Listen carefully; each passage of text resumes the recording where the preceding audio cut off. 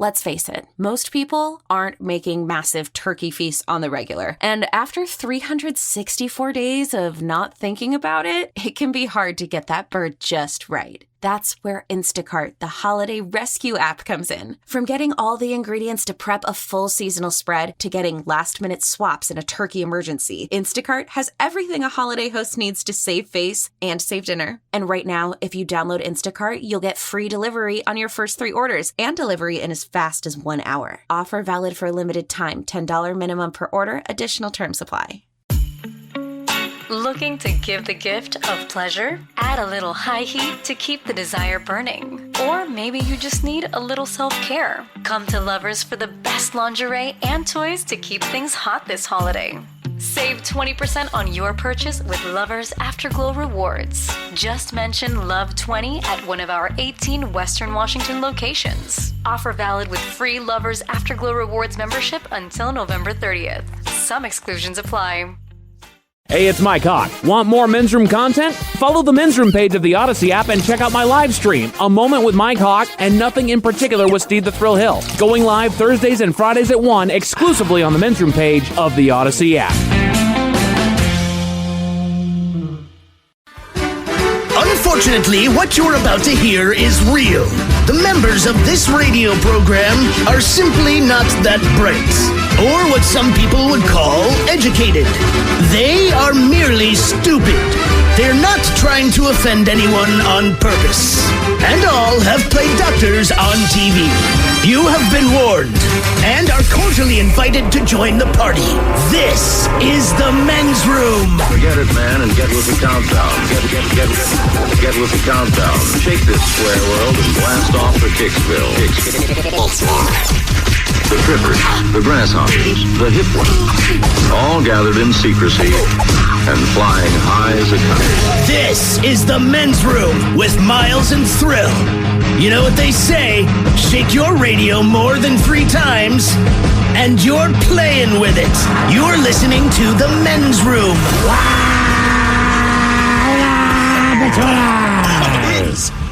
And away we go. Welcome to Season 18, episode number 3,988. Along with Steve the Thrill Hill, The Tit Smith, and my car. And you are in the Men's Room. On tap today, the return of Who Sucks Less. We will play Profile This. Plus headlines, the Men's Room shout of the day, fun with listener emails, and everyone's favorite, TV Time with Tit. Clack, clack. All right, here we go. Question, how did Harambe cross the road? Answer, on a pedestrian bridge named after him. Meanwhile, a Florida man launches his Dodge into a canal and quickly learns how to swim. House squatters in Georgia run a legal strip club that included a horse. Phoenix, Arizona is the perfect place to smuggle endangered fish, of course. And an Oklahoma ice cream shop finds a man asleep in their ceiling tiles. That is all coming on today's very special episode of The Men's Room. And now, here's the question. Hola, bitches. Good day to you and yours. All right, now this won't shock anyone, but occasionally, people do stupid things. Now, we don't always know that we've done something stupid until the consequences of our decision come back to bite us in the ass and arms and legs and face. The point I'm making here, a man in Michigan, he decided to feed his dog a THC-infused gummy. Well, it turns out that was a bad idea because it seems that THC produces a different reaction in animals. So his dog went full Cujo and attacked him. And the attack was so severe that the man almost died. Almost. Now, a man in Florida, he almost died when he was attacked by a rabid otter. We brought up this story a few weeks ago. He was bitten 41 times on his arms, legs, and hands. But let's face it, animals aren't the only things that try to kill us. Every once in a while, gravity likes to test our mortality. A 63-year-old man hiking in the Grand Canyon, he took a significant fall and injured himself badly enough that he could not continue. Now, his friends, they used an Apple device to emit a call via its emergency satellite feature. Then they left his ass there and took the Apple device with them. Now, luckily for him, rescuers found him anyway, although they did point out that he was, quote, fortunate.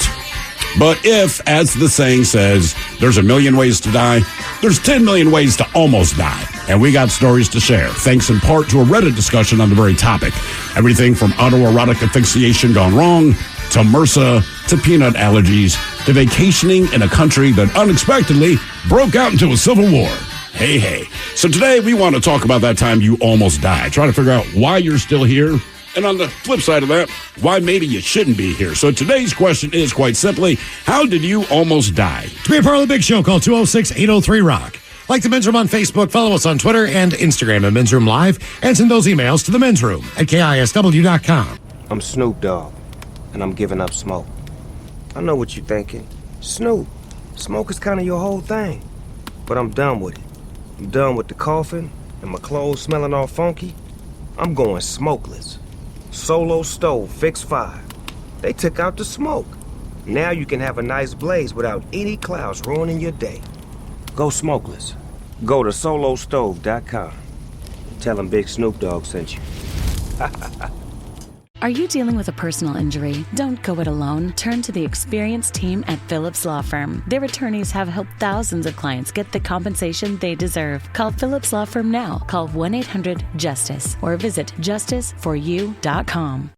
From the very beginning, your kids mean everything to you.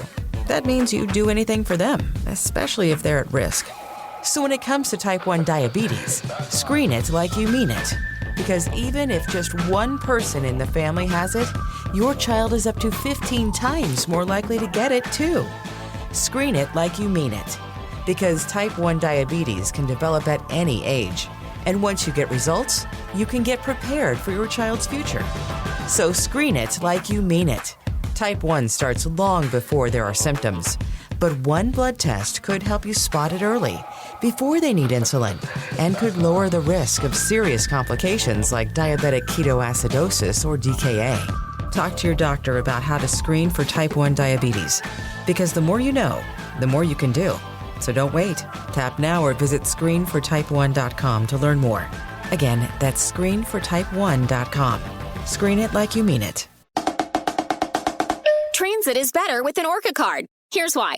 1, it's easy. Just tap and pay your way onto Metro and all other public transit around the Sound. 2, your tap shows us when and where you're riding the most, so Metro can serve you better. And 3, Orca cards are for everyone. 18 and younger now ride free with a free youth Orca card.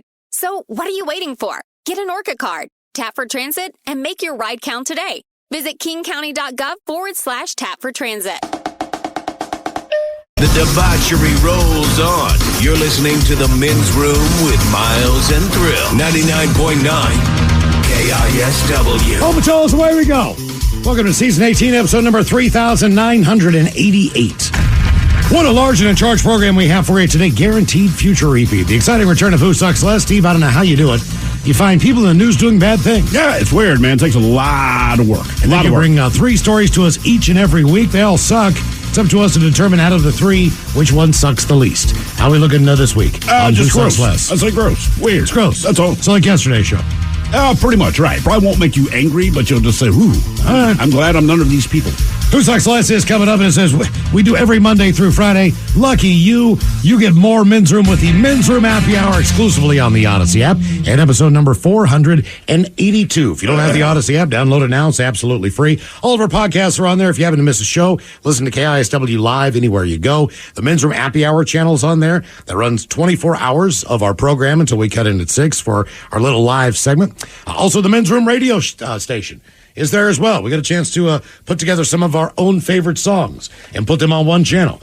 So you can listen on the weekends or whenever you have some free time. Incredible variety of music, by the way. No one can deny that. You name it. You name the format, the type of music. It is somewhere on that radio station. Other than opera. We don't have any opera. I don't know if I know any opera. I don't know it by name. There's one. What's the most famous opera song? I still think it's Pagliacci. Yeah, how does it go? I can't remember. You've done this before. I don't remember which one it is. And when you sing it, I go, oh, that's the one. I know. I don't know the name of it is a problem. Yeah, there's probably like 4 if I had to look for it. So Pagliaccio. Burn, burn, burn. Is that what happens when you call in for a pizza and they put you on hold? No, I have done it 1,000,000 times because most people aren't cultured enough to know it's a damn opera. Uh-huh. Okay. I know it's an opera. I just don't know what it sounds like. Are It's you looking the for one it now, with the Mike? clown, the famous clown. I know it's the clown, but I still wouldn't know the song that he's going to sing. Like, I know who you are. I know you're a clown. I know I'm at the opera. Hit me with your biggest hit. What about Phantom of the Opera? All right, what's the song? I don't know the song. I know what the Phantom of the Opera. I know you got a mask. I know you're. I think it's literally like the Phantom of the Opera. Is the name of the piece? Yeah. All right. Well, that's not on there. Don't worry about that. Can you name it Madame Butterfly? Is that an opera or is that just a play? I really don't know. That's like an orchestra, right? I don't know. I mean, honestly, God, I don't know. We're not very educated or cultured in this place. Either way, we do the men's room happy hour. Right. There's a reason it's labeled explicit because of sometimes the language and sometimes the content of that little segment. Today we get into picks as we're going to try to take down These Ted Smith for a week. He has been kicking ass all this year as far as the NFL is concerned. So join us coming up for the men's room happy hour, episode number 482 on Odyssey. And today, not to get real heavy, but obviously, if you've ever been in a position before where you thought, man, I might not be here tomorrow, it's a scary situation at the time, I'm sure. At the time, but to me, this is the opposite of heavy. Because if you can call him with the story, well, you're you alive. didn't die. That's a good thing. You might be a little messed up. I mean, maybe maybe you drool when the microwave's running, and whatever your deal is. But don't use the microwave around Timmy. He'll start drooling. He'll stagger across the living room and fall. By the way, someone here says the Phantom of the Opera is not an opera; it's a musical. Yes. Okay. All right, all right. I guess. Well, they put opera in the name. You can see how we made the leap. Mm-hmm. Yes. Men's Room Happy Hour is coming up, and as we talk about the question today and almost dying, there was a discussion on Reddit with this very topic. Here are a few of the examples that people wrote in with. MRSA infection in the disc of my lower spine between L5 and S1. Showed up 2 days after a cortisone shot, but the hospital said it was something else. Was in the hospital 25 days and multiple emergency surgeries. So that's one. Another. Saved a younger friend from drowning when we were little. Problem is, he panicked and almost took me out and drowned me, which is fairly common as far as people who are struggling in the water. That's one of the things you learn in life-saving class is basically how to fight in the water. Well, any situation where someone's going to panic, if you're going to help them, just know it's going to be more difficult because, they're panicking. Right. I mean, there's all kinds of different techniques from how you grab their arm, how you spin it, how you twist them, how you grab them. It takes a little time because the instructor, when you learn this stuff, he's not messing around. Right. He is really going to try to go after you, push your head under the water, do all the things that a drowning victim would normally do. And so you kind of learn how to just do hand maneuvering and hand fighting and how to grab someone and where to grab them, even if you have to grab them around the neck, punch them in the face. I mean, there were all these different things as hard as you can. Did they ever say throw them a life ring? Stick your finger in there. I mean, just throwing it out there. Hook their nostril and jam your finger up in it as far as you can. Give them an inflatable. Well, boom. I know, but I'm going to do this next time I'm swimming. I was like, you're drowning. Boom. You're drowning. I'm trying to help. I can switch that. Stop it. I'm trying to help you. Yeah. And trust me, our Boy Scout leader, he took great joy in almost drowning us and beating the hell out of us in the water. That was one of the funnest things that he could do. He could just see the smile. Among other things, as I understand it. Well, he's also out there treading water, and you got 15 kids coming at you one at a time. So, I mean, he's getting a little tired and worn out, but man, he's just loving taking people down. It was almost like sport. Then we have this one. In high school, I was late for class coming back from grabbing lunch.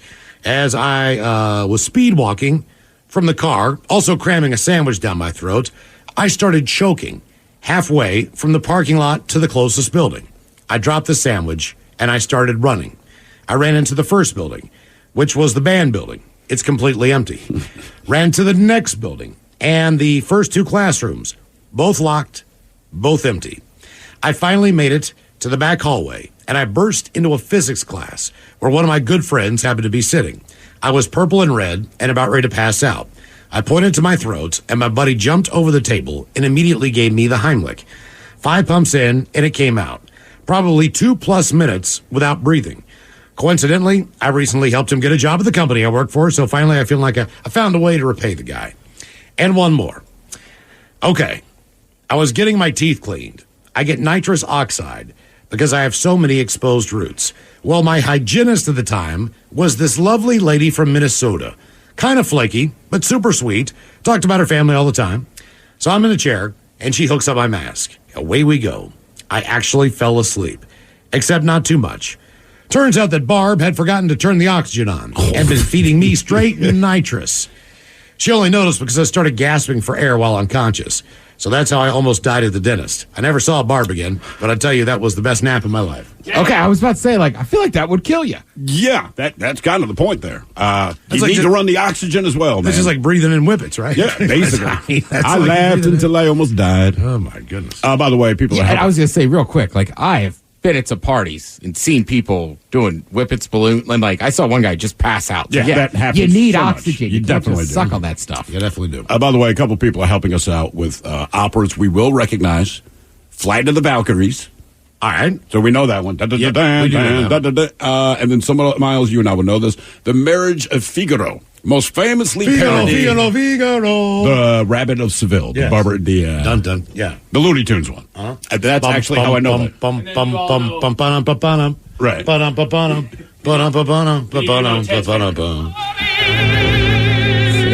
Oh, yeah.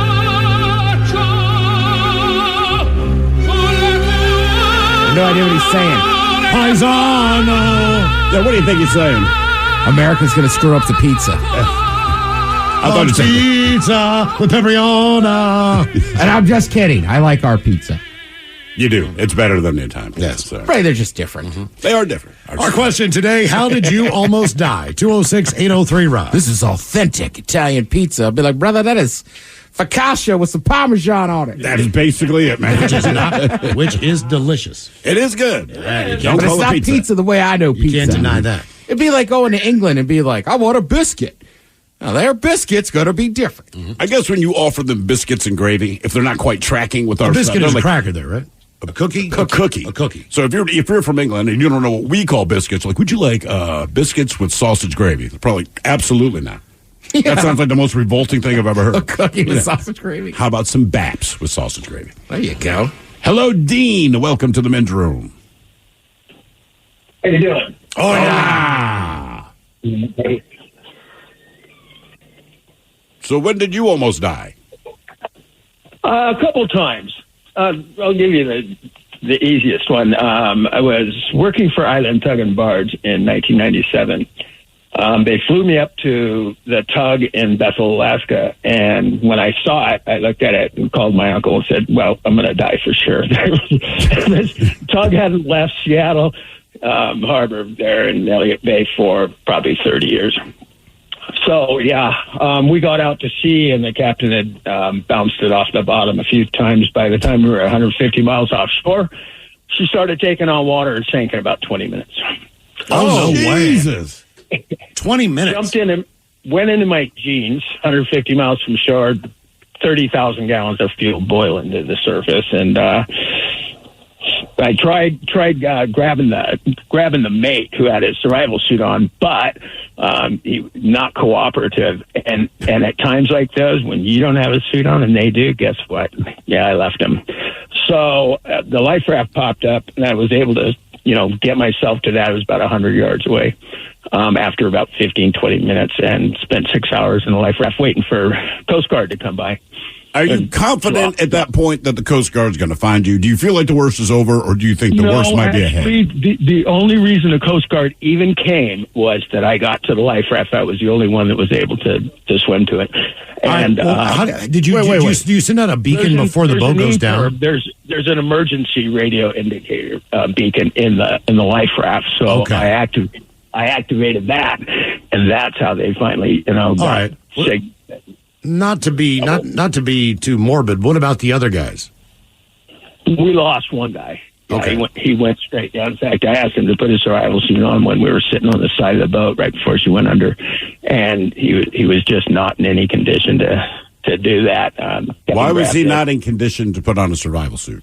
He should have never been on board. No, he wasn't fit for duty. Was he drunk? Was he old? Was he what? No, he was just not mentally capable. It takes a certain kind of guy to be able to work out there. All right. And I'm not one of them. No, that sounds. I'd be in my survival suit all the time. Like I'm not saying it's anything. I had my own personal survival suit. I asked the cook to go in and grab both of them. He came out with his. So, and at that point, the boat rolled over, and I said, "Thanks a lot. You just killed me." So, you were on the boat when it rolled over? Yeah, it was just coming out of the engine room when she healed over. Damn. Did you see any kind of sharks or any weird things while you're floating? There not in the Bering Sea. No. Okay. No, it's just really cold. Yeah, we've heard that about the Bering Sea. And you're soaking wet. So what do you do? Do you just sit there and freeze and shiver? I mean, did you have hypothermia or anything? I had my hands cupped over my heart and was just breathing, exhaling into my hands to try and keep my chest warm, to keep my core warm. Damn, that would be terrifying. And so, did they lift you up out into a helicopter? I'm guessing. Actually, one of the ships that had passed us earlier in that day turned around and got there about 6 hours later. And then they pulled me on board, and then the Coast Guard helicopter came and lifted me off the back deck. Damn. Man, oh, man. No, thank you. No, thank you. No. Yeah, that's just one of the, many times I've come close to death. So you said the boat basically sunk in 20 minutes.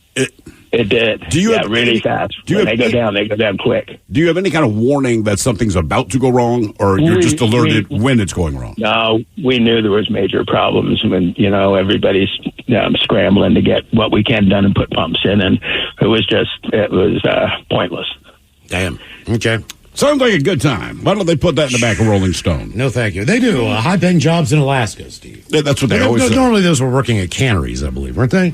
I don't know, because a lot of it, all I remember is the back of Rolling Stone, they always had an ad. They did not tell you exactly what you'd be doing. It just said, do you like to fish? So I knew a lot of dudes man, I love fishing. I got a job fishing, because I think they thought, and I thought too, that they're going to sit there with a pole in their hand, you know what I mean? Reel in what you can, drinking beer with your buddies. And I know one guy that went to Alaska, came back, and was like, I will never do that again. Our question, how did you almost die? 206-803-ROCK. Therapy is known to be extremely helpful. But have you ever tried eavesdropping on someone else's problems? Listen to the new podcast, Say More with Dr. Sheila, starring Amy Poehler as the world-renowned self-proclaimed couples therapist. My mother will come over when she says she will. Knowing that she's always going to be there is really nice for me because I don't have to make my own cereal. Listen to Say More with Dr. Sheila on the free Odyssey app or wherever you get your podcasts. Coastal Farm and Ranch, just what your holidays need. Coastal's biggest deals of the year are here. Country Companion poultry feed is buy two, get one free, and all large pet food bags are buy one, get one 50% off. Take 15% off all in-stock regular price grills and grilling pellets, or buy two, get one free. Coastal Farm and Ranch, just what your holidays need. Shop Coastal's Black Friday sale now and save on all your gifts and essentials.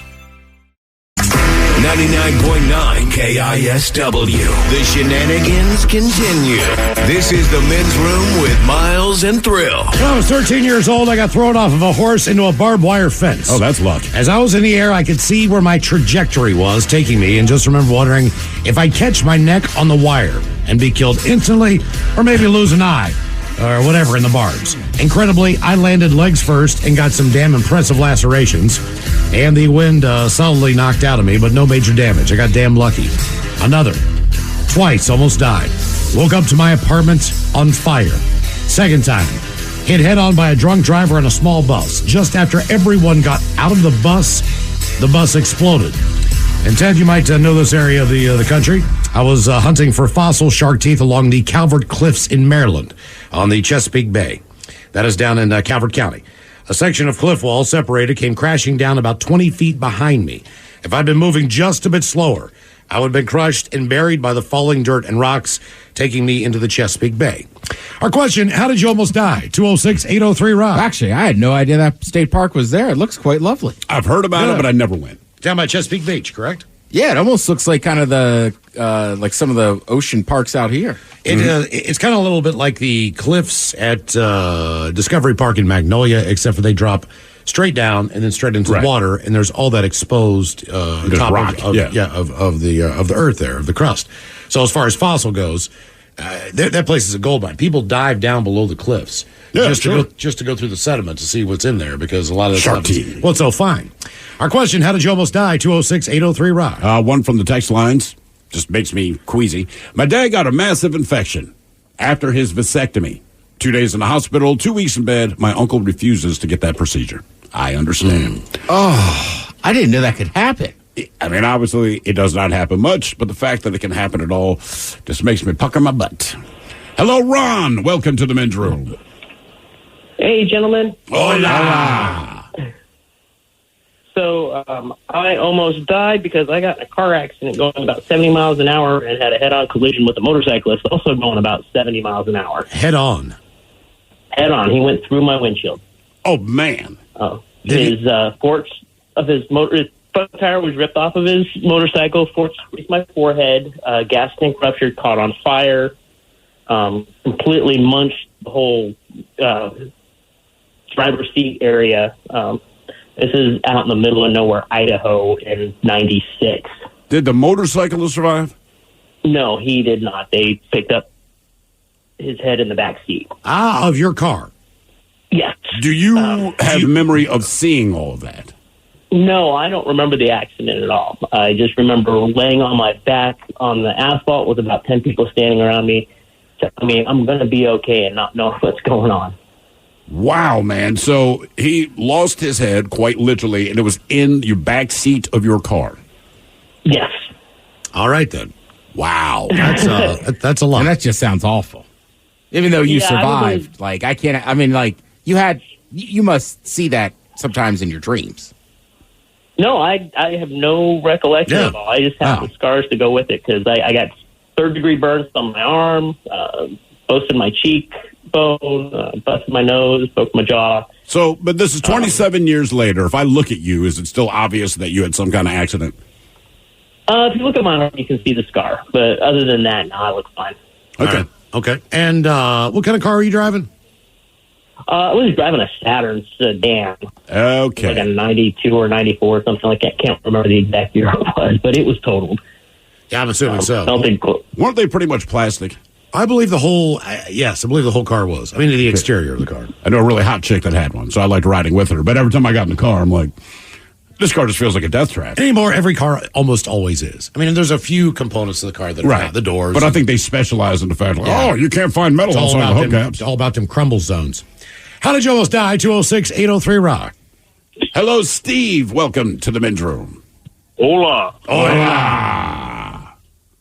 How did I almost die? Well, it's a hot summer, and I was floating down the Nisqually River in McKenna with a bunch of friends. We were going through this set of rapids, and I happened to go over, instead of going right down the middle, I went over this rock that I called Suicide Rock because everybody I seen going over that, they wiped out canoes, inner tubes. Anyway, I went over, and I'm floating around in the eddy. Once again, bedroom callers, here are the 7 words you can't say on the radio. Sucker, mother, and please keep those words in mind when calling. Now, back to the program. All right, Steve, please continue. Sorry about that. But anyway, I'm floating there, and all of a sudden my inner tube hit the water that was coming over Suicide Rock, and it flipped me, and I was underwater, and I didn't know where I was. The next thing I know, my ankle's stuck between 2 rocks, and I'm totally underwater, and I'm freaking out. I'm thinking, I'm going to die here. So I reached with all my might, and I pulled my ankle out, and I was down there for about 10, 15 seconds, enough to freak you out. And anyway, I floated to the top, and I swam to the nearest shore, got out. My ankles were bleeding. I had crap in my shoe. And anyway, got that out, and then I swam back across and went home. And, all my friends were like, where are you going? I'm like, man, I almost died. I'm going home, and I ain't been back since. Yeah. Oh, you have not done it since? Oh, no. Heck no. Did you feel like you were in a washing machine? Yeah. Yeah, for a short time. A washing machine of death, of course. Right. You're just tumbling. Now, Mike, if I understand this correctly, that's like your worst fear as far as ways to die. Pretty much, yeah. Is it? Because the way you said it to me, it's not so much like drowning, but more like, if I remember how you told me, it's like drowning in shallow water where you can still physically see people trying to help you or whatever. You kind of get the fear aspect there as well. If I'm going to drown, I'm going to drown, but seeing life just, if I can reach through and get it, but I can't physically get my head above water. That, I don't know, means man. like almost insult to injury. I just feel like if it's the super shallow, back to the movie The Gray, right? Yeah. That situation, you're trapped. It's shallow water, but you're wedged in there. I still feel like I would have more hope that I'm going to survive because I can see people trying to help me. Now, granted, Right. the guy died. I get it, but I'm saying And that like, would increase my panic is the thing. Is Really? that, yes, I would have hope. So I'd be like, come on, I need to get up there. I need to get up there. Whereas if I'm being drugged down by like a shark or some crap, it's just pulling me down to the depths like, oh, shoot, I'm going to die. Yeah, I'm with Mike. I need a shark Really? or an alligator if I'm going to drown. A shark or an alligator? like to drag you down. No. kind of thing. Right. See, Otherwise, I want Because I feel no hope. but otherwise you're just drowning. Right. Well, yeah. If I, Right. But think about it. Okay. Mike, Miles drowned. All right. Sad. Yes, that would be our response. Then it's like, All right. Miles drowned, but he was attacked by an alligator. Like, no way. Still feel bad, but what happened? That's a much better story. We get a much better story. I'm not here to tell but it. Miles is still dead. Right. You know what I mean? Like, Let's have if a you fun- survive, like if that guy called, same story, except it's a shark, we go, hell yeah, because you almost died. But if you say, hey man, this guy died, he was dragged down by a shark, I go, oh my God, that's awful. If Miles drowned because his foot's wedged, still awful. But it's not, he wasn't also being eaten as he's All drowning. right, hear me out. But I won't use Miles. We'll use Mike this time. Mike trips in his bathroom, bonks his head, dies in his tub. Tragedy, kind of sad.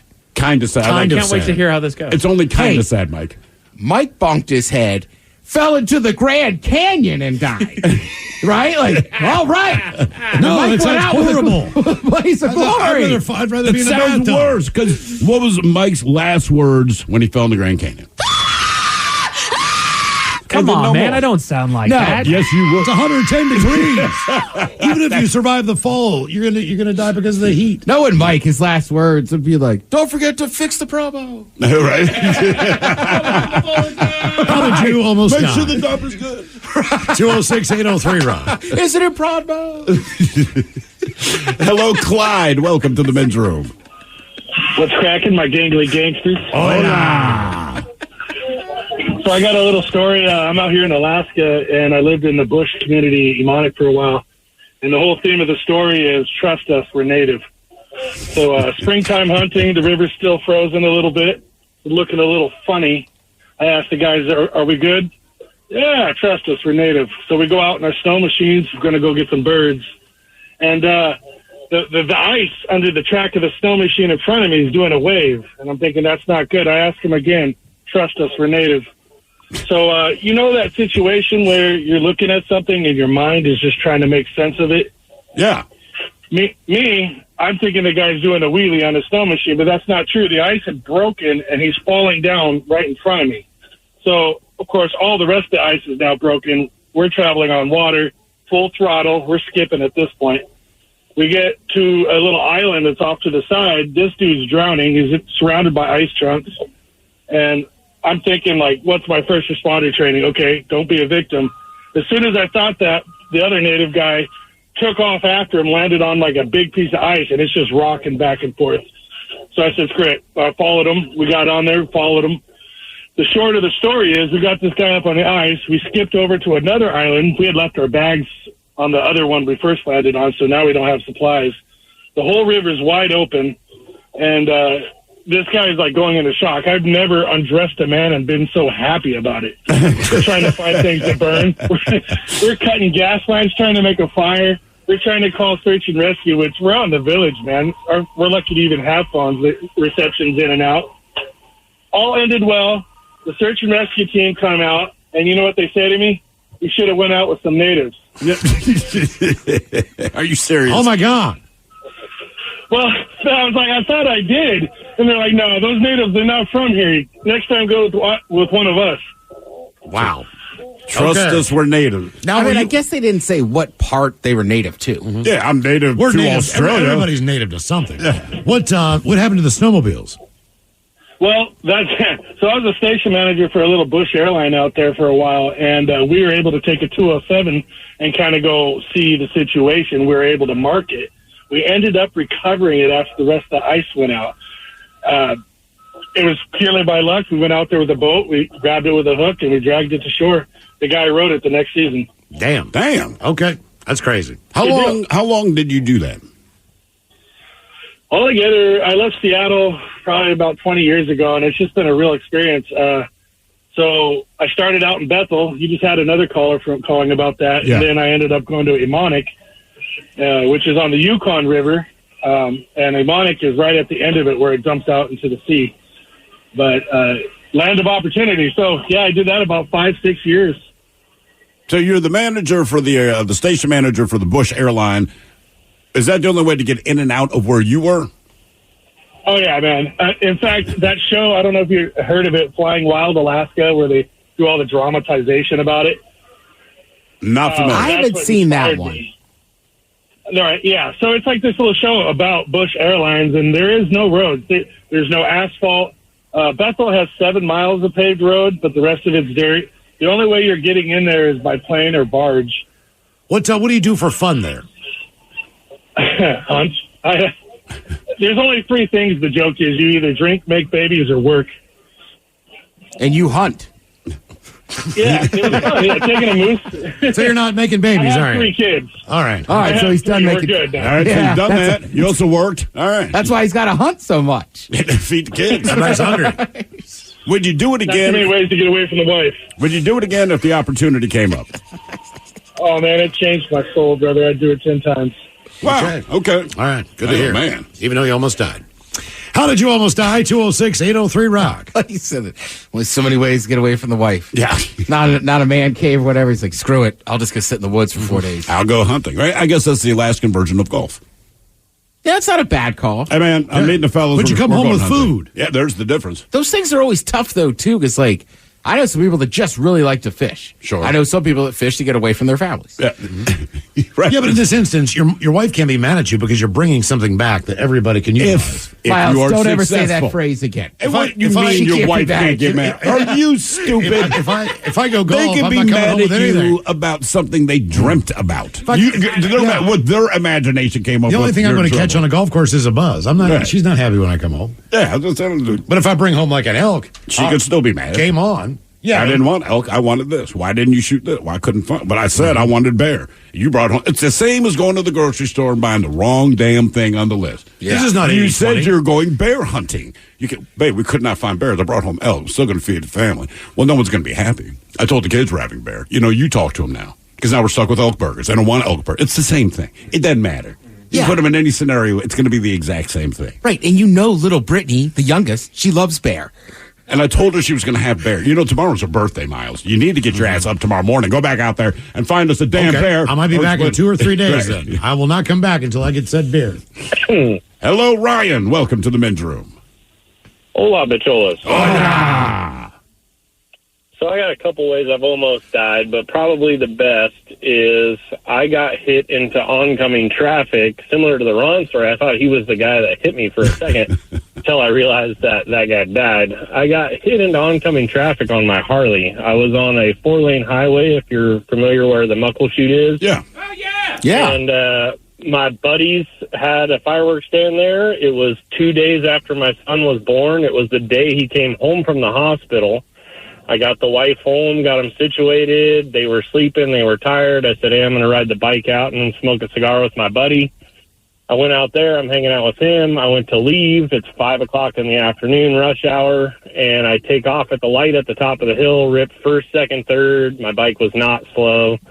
And halfway down the hill, there used to be a road that pulled out, and I saw a minivan. It's closed off now, but I saw a minivan pull up and stop. I was in the right-hand lane.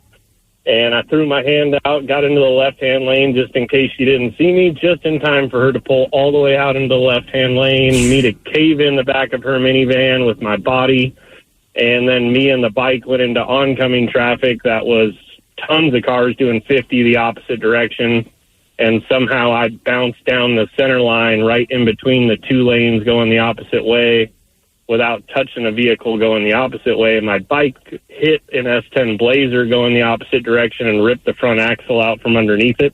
Damn. And then the bike and the Blazer got totaled into the guardrail while I just bounced down the road. How many turds did you have in your pants after that? All of them. All the turds I could put in Did you have to go to the hospital? So oddly enough, I got up. Like, I remember every second of it. I got up. I couldn't get my helmet off. I was wearing a basketball jersey, so like my arms were just cheese gratered, and like I missed a bunch of tattoos that I had to wait 7 years of scar tissue to be able to re-tattoo on. And I couldn't get my helmet off because my hands were shaking so bad. So the car that I ended up stopping right in front of, the guy's eyes were like softballs. When I opened my eyes, I could see him staring at me, and he got out and said, "Don't stand up," as I was trying to stand up, and I could barely put weight on my leg. I said, "My leg hurts like crazy." Well, I bet it does. Like, well, he goes, "It might be broken, but it was right near the boys, like on my femur." And I said, "I'm pretty sure you can't stand on a broken femur. Can you get my helmet off?" And so he got my helmet off, and then I said, "Where's my bike?" I saw, I'm leaking everywhere. I find my bike. The guy in the Blazer thought I was on it, so he was hunched over his wheel crying. And I stop crying, you pee, I'm fine. "Hey, man, I was like, "Are you okay?" And he goes, I killed him. I said, "You killed who?" He said, "I killed the guy on the bike." And I said, "I'm the guy on the bike." And he turned and looked at me covered in blood and goes, "Holy yes." And so he gets out, and then fire and aid show up, and they get out and ask me who was on the bike. And I held my arms up, and they go, "Cancel the chopper," over their microphone, or their like walkie-talkie on their shoulder. And I was like, "Cancel the chopper?" And he's like, "Yeah, dude, we heard a bike into oncoming traffic. We thought you were dead." I was like, "Okay." So you don't want to pay for that. You don't want to pay for that chopper. Yeah, I'd be like, "Cancel the chopper." Not to the chopper. Yeah, so they wrapped me up, and they said, "Well, her insurance seems like it checks out, but I can't tell you that it's good for sure. But we'd like you to go to the hospital." And I said, "Well, I'll call somebody and have them give me a ride." So I had my dad come pick me up and take me to the hospital, and that was a whole nother ordeal. But yeah, I ended up not breaking any bones, lost a ton of skin, had some of the blackest bruises I've ever seen in my life, and I got to go home that night to my wife holding my newborn son. And how good did that feel? It felt amazing. Not the wife part, but the newborn kid. Right. Yeah. It was good. Like I had an angel watching over me for sure. But apparently they turned her head for a second. Anymore. Yeah, I don't get to ride anymore, and my wife, who's beautiful and loving and probably listening, she doesn't want me to ride anymore. So I don't. I just go fast cars with roll cages. When she wants you to ride again, you know that she's mad at you. You know what? Why don't you go ride a bike? Hey, all right, I'm going to ask you two questions. One, you said you remember all of it. So through the course of, because time kind of slows down, what was the scariest part to you? So that's probably a tie. The air was really scary when you're like above the minivan going towards the traffic coming the other way. It was really scary, but I went full fetal position in the air and closed my eyes real tight. But probably the scariest part was rolling on the ground, and all I could picture in my mind was how I couldn't fit underneath an axle and how that's how I was going to die. Yeah, it's weird. How many thoughts you can have in your head in such a What's small it like part of flying? It was awesome. That part was cool. Right. Whoa. And one other question. You said you had to wait 7 years to get tattoos back on. Did you upgrade your tattoos, or did you just recreate what you originally had? So oddly enough, I have like a devil pinup girl down my forearm on my left arm, and it ripped her face completely off. Damn. Was closest to my elbow, so I went for 7 years without a face on her, and eventually we just replaced the face. All right. Okay. I was just curious about that. I like my tattoos, but I think if they all got rubbed off, I'm going to try some new things. Our question, how did you almost die? 206-803-ROCK. Did you know that 1 in 5 children across the U.S. are at risk of hunger right now? As a grandmother, I know the importance of a filled tummy and the joy it brings. This holiday season, I invite you to join me in filling a few extra plates for the millions of hungry kids out there. With a $10 donation, you can help provide up to 100 meals. Please visit nokidhungry.org/chip in today, because every child deserves a full heart and a full belly. When things feel a bit chaotic, Instacart helps deliver milk and sausage. Add a little life to your cart. Get stuff from literally all your stores, from baby wipes to albacore.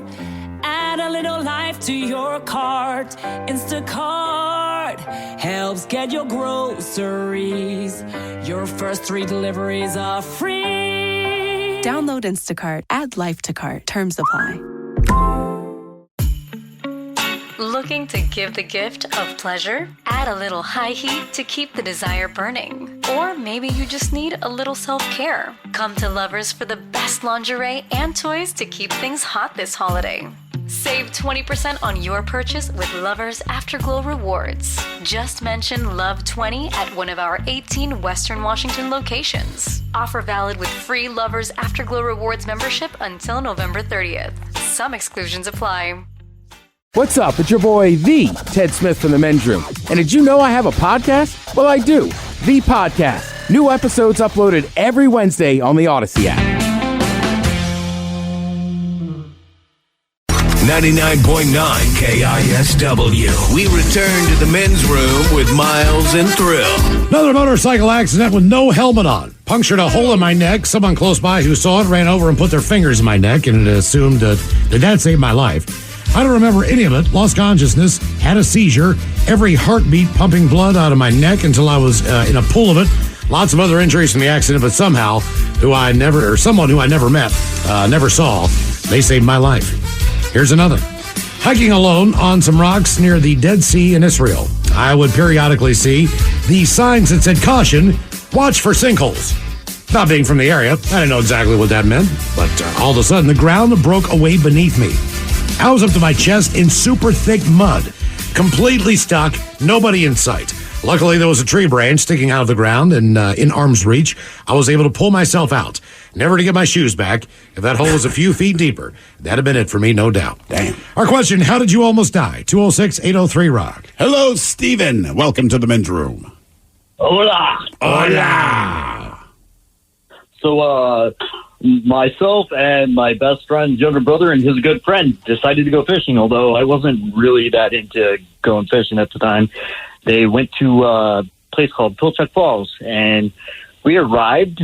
I was kind of a hyperactive idiot of a kid. I was probably 20 years old, and my friend's younger brother and his good friend got their fishing stuff, and there I see this stick right after I got out of the car, grabbed it, and I was emphatically hitting blackberry bushes like, effing with nature, effing with nature. I thought it was hilarious. I thought it was a great time.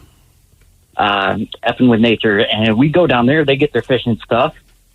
We have to climb down this rope, and it's probably about, I don't know, I want to say like 30 feet down, and you climb down and then you're to wherever they can fish and stuff. I wasn't interested. I was just going to go hike traverse along the cliff alongside the shore there, and did that, came back, checked on them in the wild. They're like, is there any good spot to fish? And I was like, well, maybe downstream. Take them up on the side of the cliff. Kind of going back and forth along the side of the cliff there. We get up pretty high. We come to this part that's kind of impassable. There's a fallen tree branch from like the eroded ground, like I'm looking at, and I'm like, oh, grab the branch and I toss it over the side. I'm like, this is what it would be like if one of us were to fall.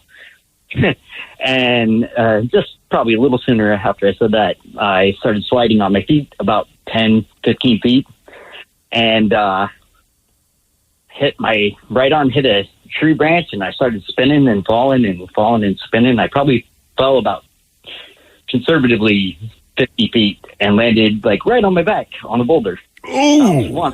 Man, oh man, how bad were you messed up? I broke a fingernail on my left hand. That's it. That's it. That is. However, like retrospect, I know it sounds like, oh no, but wow, like I remember it all. Like, and it was not. They were like, you're done. As soon as they saw me fall, I picked up that branch, I tossed it over to the side, and they're like, oh, he's dead. As soon as I started slipping, they're like, oh yeah, it's over.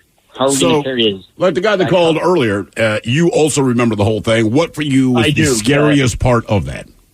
I mean, I do. I can't say that like falling didn't make me. My first reaction was like, wee, but like everything went black. I don't remember any. I remember kind of snagging on something. I remember kind of spinning, and I must have landed like flat. Just at least I bounced.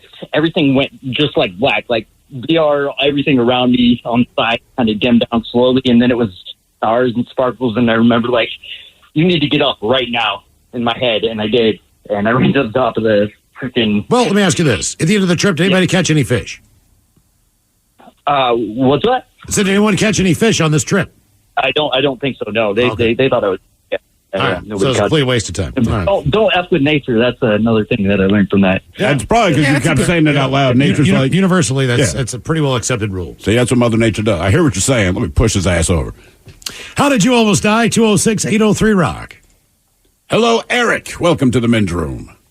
Hola, gentlemen. Hola. How are you boys doing today? Doing great, man. Thank you.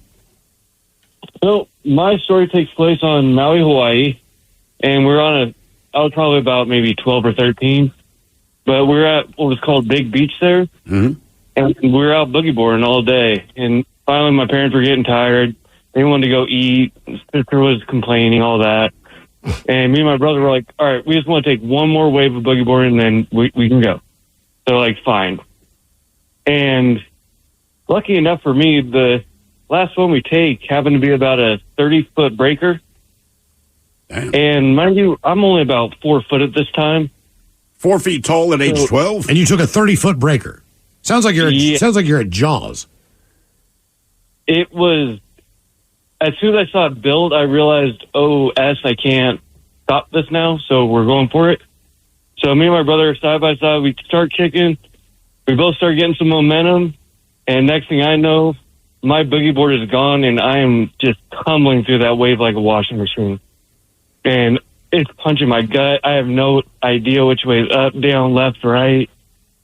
And all I remember after that is I finally get to shore after tumbling for who knows how long. And did the wave take you all the way into shore, or did you swim out of it at any point? No, it took me all the way in.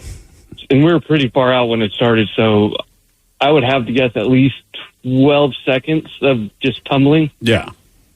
And then finally, I rode the wave up, and then right at the beach is when I smacked my back on the ground, and it just knocked right the air all out of me.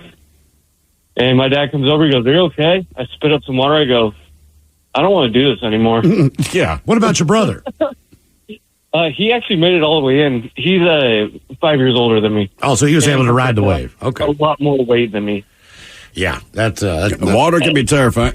Eric, let me ask, how tall are you now? I'm 5'9". 5'9", okay. So I hit my growth spurt like right after that. It knocked the growth spurt into you. Yeah. There you go. Yes, sir. That's a terrible feeling. Because you're dizzy, you're sick, you swallowed seawater. And like you said, you don't know what direction to even kick. You're nauseous. You're spinning around. You don't know which way's up. That's the last time I got caught in anything like that. Nothing that severe. But the only reason I figured out which way was up, because I was kind of panicking, kind of struggling under this wave. Atlantic Ocean, right? The waves are just real choppy out there. It slammed my face into the bottom. I've done that. And that was, I'm like, okay, well. I thought I was swimming up, then all of a sudden, like my head, my forehead hit the And you're kind of like, oh, yeah. Then you right yourself. You right kind yourself of put and your you get hands out. down, and you push up, and That's it it. doesn't even seem like you're going up. It seems like you're still going the wrong direction. And then finally you pop up, you're like, oh, my God. But the stupid thing is, by the time I popped up, same thing. I'm trying to swim out of it, smash my face into the bottom, which feels stupid. But like you said, I can kind of push myself up. I was in like 3 feet of water at that point. Yeah, you're usually That's the closer amazing in. thing. I remember as a kid it happening, and you're just crying and stuff. But I'll be honest, even as an adult, it is kind of frightening. Yeah. And like, I know I'm okay, but you're right. For those few seconds where you're not sure before you hit the bottom and like, all right, I got to go that way. And then you get out and you're kind of freaked out, like, oh, I'm going to go sit on the beach for a minute. Because I think it's one of the few times in your life where you feel absolutely powerless. Well, as a like kid, you're in a situation where it does not matter what you do. You know what I mean? Like even if a bear's attacking you, you're going to take some swings at it, do what you can. Man, when the ocean grabs you like that, it's like, it really doesn't matter. That's what I you try to describe to people about the ocean. Is I have some friends that don't swim. And I'm like, but the ocean is so much fun. Like my one buddy will be like, so you're on a beach in South Carolina, there's no lifeguards. I'm like, that's right. And he's like, and the waves come in at different times. I go, well, you pretty much know where the breaker line is. And he's like, you could drown. Like, it sounds dangerous. And I'm like, that's part of the fun. Right. But it's the truth. That's why people skydive, bungee jump. After you've been through one of those spills, a kid can be in the water all day long. Never want to go home, want to stay at the beach. You want to go back to the hotel and you want to go swimming in the pool. Like your day at the beach is over. You're like, I'm done. How did you almost die? 206-803-ROCK. Hello, Hank. Welcome to the men's room. How's it going, guys? Hola. So this wasn't specifically my story, but I was involved. So me and my dad were disking this field, right? And basically just tilling it up. And he had to go somewhere, so he was going to, tell me where he's going. And I was running the tractor. Well, like an idiot, he tries to jump onto the tractor while I'm moving and misses a step and immediately goes right underneath the tire. Oh! And at this point, I am freaking out. I don't know what to do. I basically lose all, idea of how to run this thing. And so he goes underneath the tractor, underneath the discs, everything, and just barely misses. It basically goes across his waist area. It misses torso, but it just goes across his waist and legs. What about his junk area? Did his groin get crushed? Well, I will get to that in a second. Oh, boy. Okay. But so he gets up immediately, kind of just, tries to calm me down. Because at this point, I think I'm 16 maybe.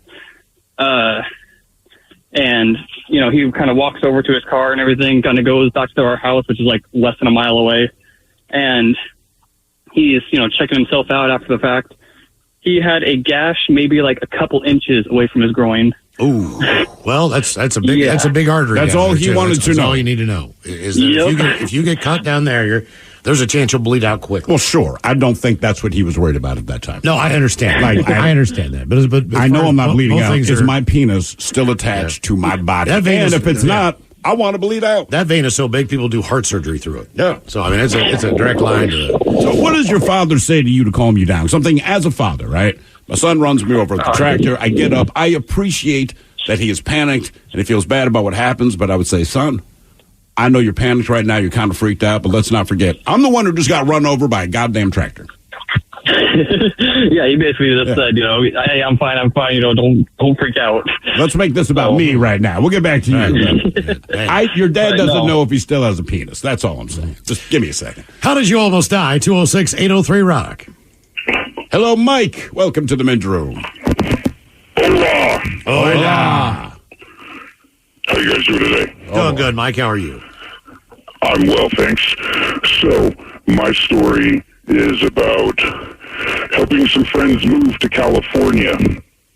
Buddy's dad bought an old retired U-Haul, 1987, big U-Haul. Whole family's moving down to California. We get the U-Haul loaded up. He's got a few cars, so, all right, instead of just taking the U-Haul, let's start hauling some cars down. Okay, so we get the car loaded up. It's a 1987 Supra, so fairly heavy car.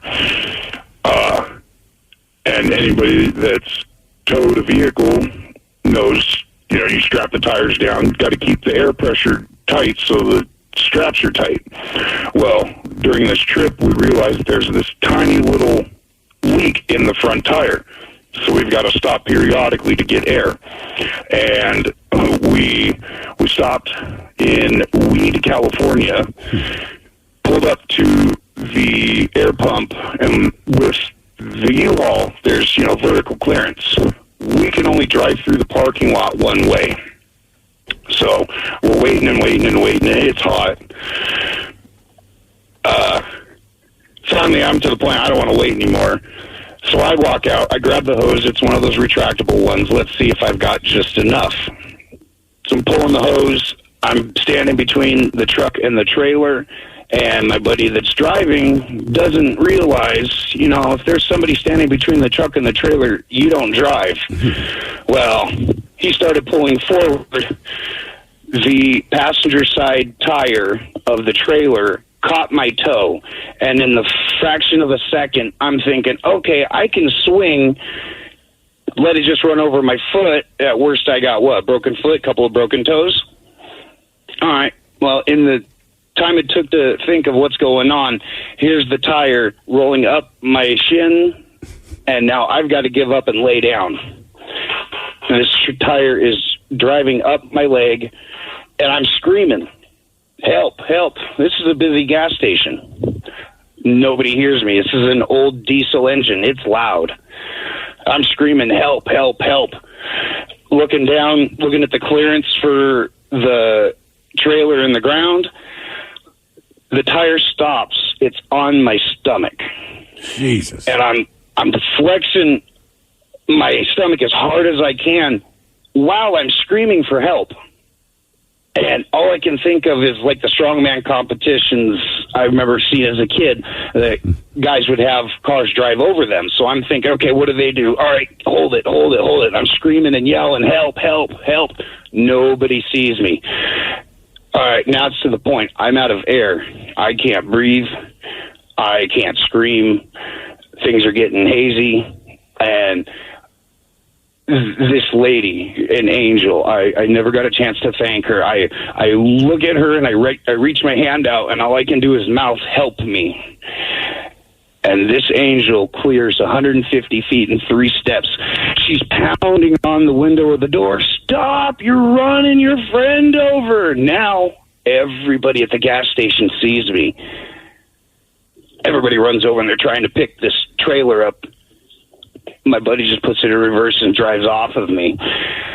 I get up, and I'm still holding the air hose. Okay.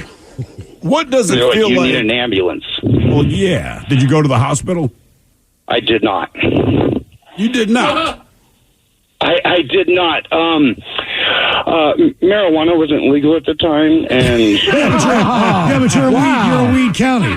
You're in Weed County. It's basically been legalized. We were absolutely dying with that. Everybody couldn't believe that I stood up.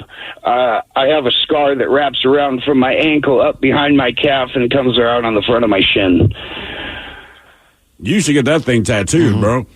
I actually was thinking about that. Is it real obvious to see? Like, if you wore a pair of shorts, would I immediately notice that?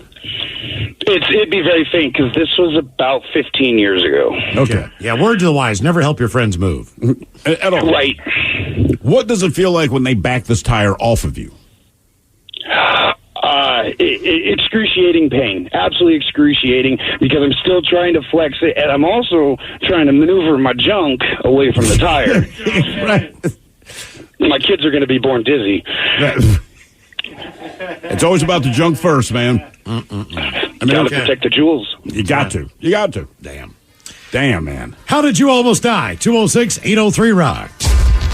The Men's Room on The Rock. Brought to you in part by Beacon Plumbing, Heating, and Mechanical. When the hot water needs to be hot, when the drain needs to drain, when the toilet needs to flush, you need to do 2 things. Stop freaking and call Beacon. Beacon Plumbing, Heating, and Mechanical. On call and there when you need them most. 1-800-FREAKIN or beaconplumbing.net. This might be the most surprising statistic I've shared in decades of doing local news. More than 75% of commuters will be involved in a car accident at some point.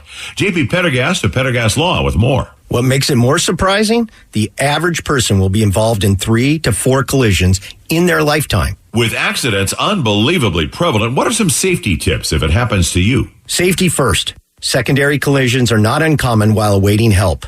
Turn on those hazards and remain in a safe place. If a bystander witnessed the accident, capture their information and encourage them to remain at the scene.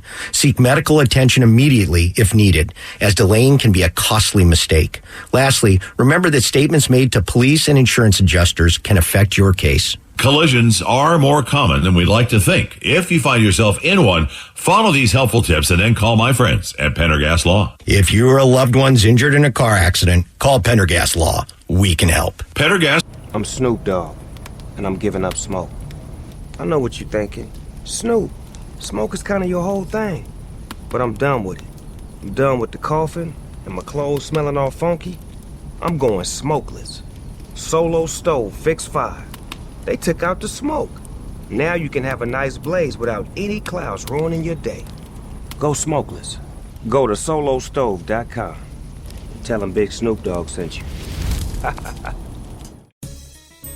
Have you been in an accident that wasn't your fault? Feeling overwhelmed and unsure what to do next? Look no further. The personal injury attorneys at Phillips Law Firm are here to help.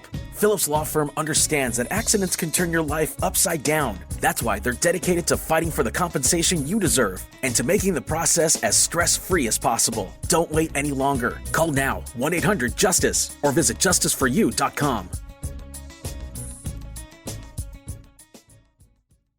Getting older means a world of change, but some things still stay the same, like being at risk for type 1 diabetes, because type 1 can happen at any age. So screen it like you mean it. If just one person in your family has type 1, you're up to 15 times more likely to get it too. And 50% of type 1 diagnoses happen after the age of 18. So screen it like you mean it. Type 1 diabetes starts long before you need insulin, and one blood test could help you spot it early and lower the risk of serious complications like diabetic ketoacidosis, known as DKA. So don't get caught by surprise. Screen it like you mean it, because getting answers now can help you get prepared.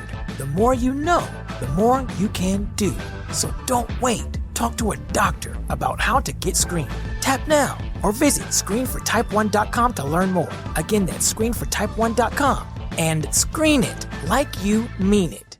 I was talking to my friends and they're like, what do you mean, like credit score? And I'm like, oh my goodness, this is crazy. We're 7 months away and no one is prepared. Dental Sound Bites, created for dentists by dentists. Listen now wherever you get your podcasts. Law.com. 99.9 KISW. The Men's Room returns with Miles and Thrill. Live day goes to prom night, Michelle's. We're going to see you Friday night, November 17th, Snoqualmie Casino. Everything is live. And this year, doing something a little different. It's live gay, goes to prom night. The music, the costumes, everything is live. Live sound effects, voice actors, all the commercials, all the music, everything. And you will be a part of that in our studio audience. Yes, indeed. It's going to be a great time. Barbershop. A live studio audience. Every prom needs a live band. We'll have that for you as well.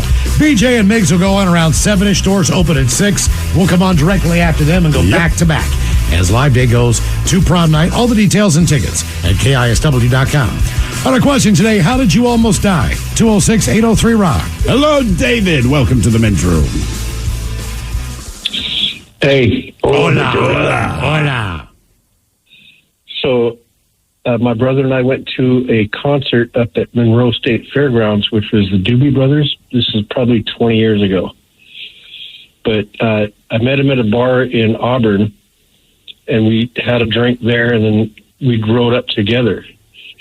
Anyway, he brought me back to, after the show, and I was driving across 15th, and that side road that the truckers sleep on, one trucker pulled out right in front of me, and it hadn't rained for like 2.5, 3 months, and it was the first time it rained. And I was like going, oh, hell no, you're not doing that. But he did. And I couldn't stop. And so basically I slid into the side of his truck. It busted out the windshield and both side windows. And if it had gone any farther, it probably took my head off. Oh, no doubt about it. Yeah. So how fast were you going? I was going like 35, 40. That's what the speed limit is there. You're rolling down the highway. No, I was just coming across. It's a Doobie's joke, man. Yeah. It's a Doobie Brothers joke. Oh, yeah. Come on. You're taking it to the streets, bro. Yeah, man. How was the Doobie Brothers as a concert, by the way? Oh, they were awesome. That was an awesome show. And I can hear it in your voice. It was great. No, minute by minute, it got better. It was awesome, though. But I'm just saying, after what the events of the night brought back to me, it wasn't much. You know what I'm saying? That does kind of ruin. Like, I had a great time at the show, and then I almost died. Do you feel like an angel is watching you, kind of? I do. Yeah. I do. Well, that's what a fool believes. No, Jesus is just all right with him. Yeah. We got Doobie jokes, bro. You called the wrong show if you don't want Doobie Brothers jokes. Tell you that right now. Guys. Honestly, though, I did have to sit and think about that there must be some reason why I'm still here. Oh, yes. You were doing the speed limit. Mm-hmm. Honestly, man, I mean, because most people, everyone I know, would have been speeding without a doubt, right? So the speed limit, I think, saved your life. Yeah. How did you almost die? I don't know. And look, sir, I'm not trying to make fun of you. I get 100% where he's coming from. Just seems like post Doobie Brothers show is a weird time to have a existential crisis. Right. You're right. What is the meaning of life? Like, I should have thought about that before I pounded beers and smoked a bunch of weed at the Doobie Brothers Man, show. I had a great time at the Doobie Brothers concert. Then I found Jesus. Right. Was it too much fun?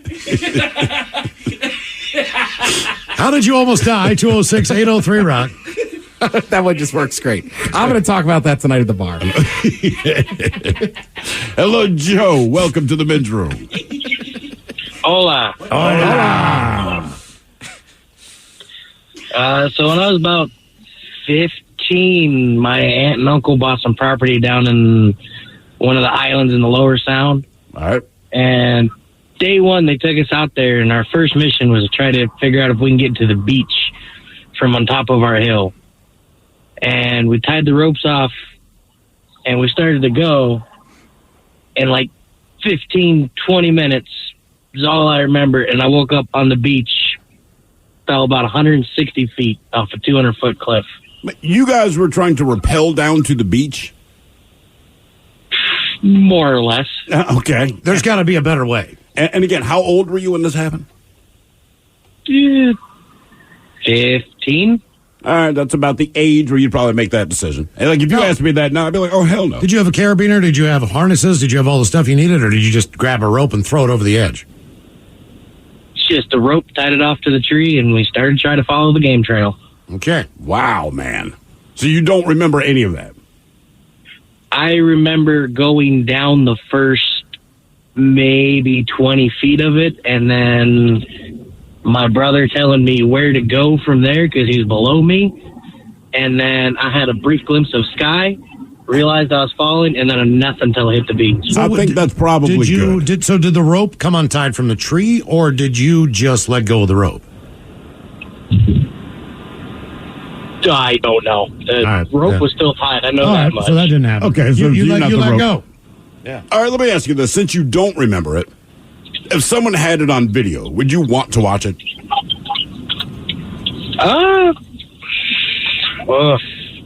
That's a tough one, man. That's a tough call. Because they tell me I was awake for it because they could hear me going down. Sure. But I don't remember nothing. Did you land on sand? No, it was a rock beach. All right. And did you go to the hospital? Yeah, they called the fireboat in and had to pull me off the beach. And how long were you in the hospital for? Yeah, so this happened right after school got out. So June, spent 4th of July. I got out just before August. Wow, you were in there for a while. Okay. And you lose most of your summer break. Anything now that's affected you in your life from that fall? I still have nerve damage, like in my back, like the feeling of Novocaine wearing off. Yeah. When you touch it, it's just kind of Novocaine-y, but if like I hit my back, it's just a whole new sensation that I don't like to deal with. Okay, that sounds fair. You're lucky to be alive. How did you almost die? 206-803-ROCK. Hello, Garrett. Welcome to the men's room. Chris. So, hi, guys. Long-time listener, long-time caller. You probably don't remember me, but anyway, so fell off my dad's motorcycle on my way home from Seafair about 6 years ago, which was a slight awkward situation when you're wearing swim trunks, slip-ons, and a thin hoodie. And then you realize, secondly, once you go down, that it is indeed your dad's motorcycle that you probably weren't supposed to be riding in the first place. Oh, he did not know you had taken his motorcycle. Yeah, no, he didn't know. Even though I did spend the day with him on the boat for Seafair, I don't think he knew that I was taking his motorcycle to Seafair to meet him at the boat. Wasn't a Harley or anything. It was just a big, fat-tired, knobby-tired dirt bike type thing. But it wasn't Yamaha yours. TW200. But it wasn't yours, and he didn't know you were on it. He didn't know I was on it until I crashed. And then he came to the hospital, saw me, realized I was okay. And then the first question was, where's the motorcycle? And so he instantly went down, got the motorcycle off the freeway, and brought it back to our house so that wasn't taken away.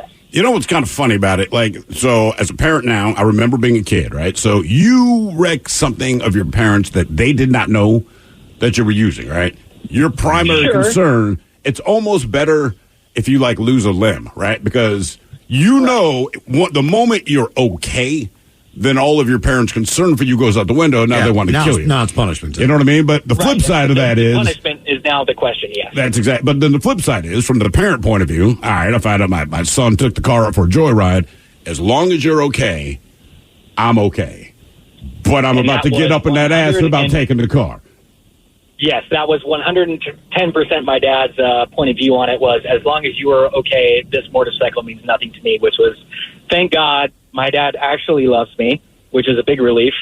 And he does not love his motorcycle more than me. So that was a good thing, yes. Okay. That's always the test. Like, I remember just being a kid, and if I was messing around with something my dad's, right? Like, I hurt myself, your parents hear you scream or yell or cry, and flips open the garage door because I'm messing with his tools. I would prolong and kind of over-dramatize the amount of pain I was in just so I wasn't in trouble immediately. Like, I knew I was going to get in trouble, but I'm just like, all right, man, keep crying so you can barely bend your leg. And I'm going to keep this up for a good 20 minutes.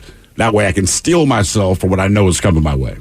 And then why were you using my tools? And that's when everything changes. Yeah. And why did you leave him at your friend's house? How did you almost die? 206-803-ROCK. Hello, Scott. Welcome to the men's room. Hey, guys. How you doing? Hola. So I grew up in North Seattle, and when I was about 8 or 9 years old, this would have been like the mid-'70s, I lived up 88th and Wallingford. I lived on an arterial, a pretty busy street, a bus route, and everything else. But during the summer, during the day, I'd go a couple blocks away and ride my bike in the residential streets. And of course, back then, traffic is really light. In the residential streets, you could ride for an hour and not even see a car hardly. Right. But there was one relatively steep hill, and I was riding up the hill, and then in the middle of the road, and then I'd turn up at the top of the hill, and I'd come down the sidewalk, and I was just kind of doing these laps. I wasn't trying to go fast or, counting how many times doing it, just killing time, basically. And I went riding up the hill in the road, I'm coming down the sidewalk, kind of slowly coming down, riding the brakes, and I hear this noise, and it's like this loud kind of whoa, and I turn and look just in time to see this car come airborne off the top of the hill, and it passes me. It's in the air. It's not way up in the air, but it's airborne. It's a couple feet, 2 feet up off the ground, and it hits about 3/4 of the way down the hill, and then as the road flattens out, it bottoms out again and just goes flying, speeding off into the distance. I was like, whoa, that's the coolest thing I've ever seen. Then I thought, hey, wait a minute. If that had happened like 20 seconds sooner when I'm in the middle of the road, I would just be a grease spot on the road. Absolutely. Yep. I'm taking you out, man. The weirdest things, I think the car was dark blue, but I couldn't tell you what kind of car it was, like a big American-made car. I couldn't tell you what the driver looked like, even though we're practically like eye level as he's going by. But the car was covered with those paper streamers like you hang up for your kids' birthday party. It's like the just married sort of car, I would think that if I'm trying to gun it through a residential neighborhood, catch some air, bottom out, like I'm joyriding basically, I want to bring as little attention to my vehicle as possible. So I probably don't have streamers on it. Yeah. That's just me. But all right, if I'm going to do illegal activity, try to look as plain as you possibly can. Just picture those two guys that took the car for a joyride in Ferris Bueller. Yeah. Hello, Jay. Welcome to the men's room. Hola, bitches. Hola. I've been waiting a long time to say that. Just say it on the street. Everyone loves it. Yeah. Make that the new greeting. Got a couple neighborhoods that'll work great in. Yeah. Yeah. Or at my job as a school teacher. Oh, all right. Don't say it at work, dude. Yeah. What grade? Hey, back in 2004, this made actual national news.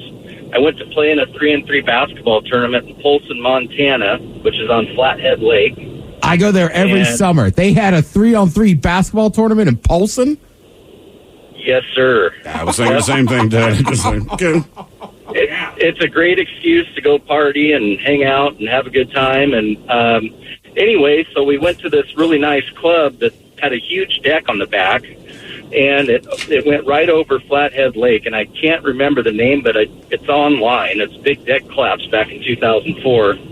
So I went in to grab a round of drinks for my buddies who are out on the deck, and I literally step out of the door with a handful of drinks.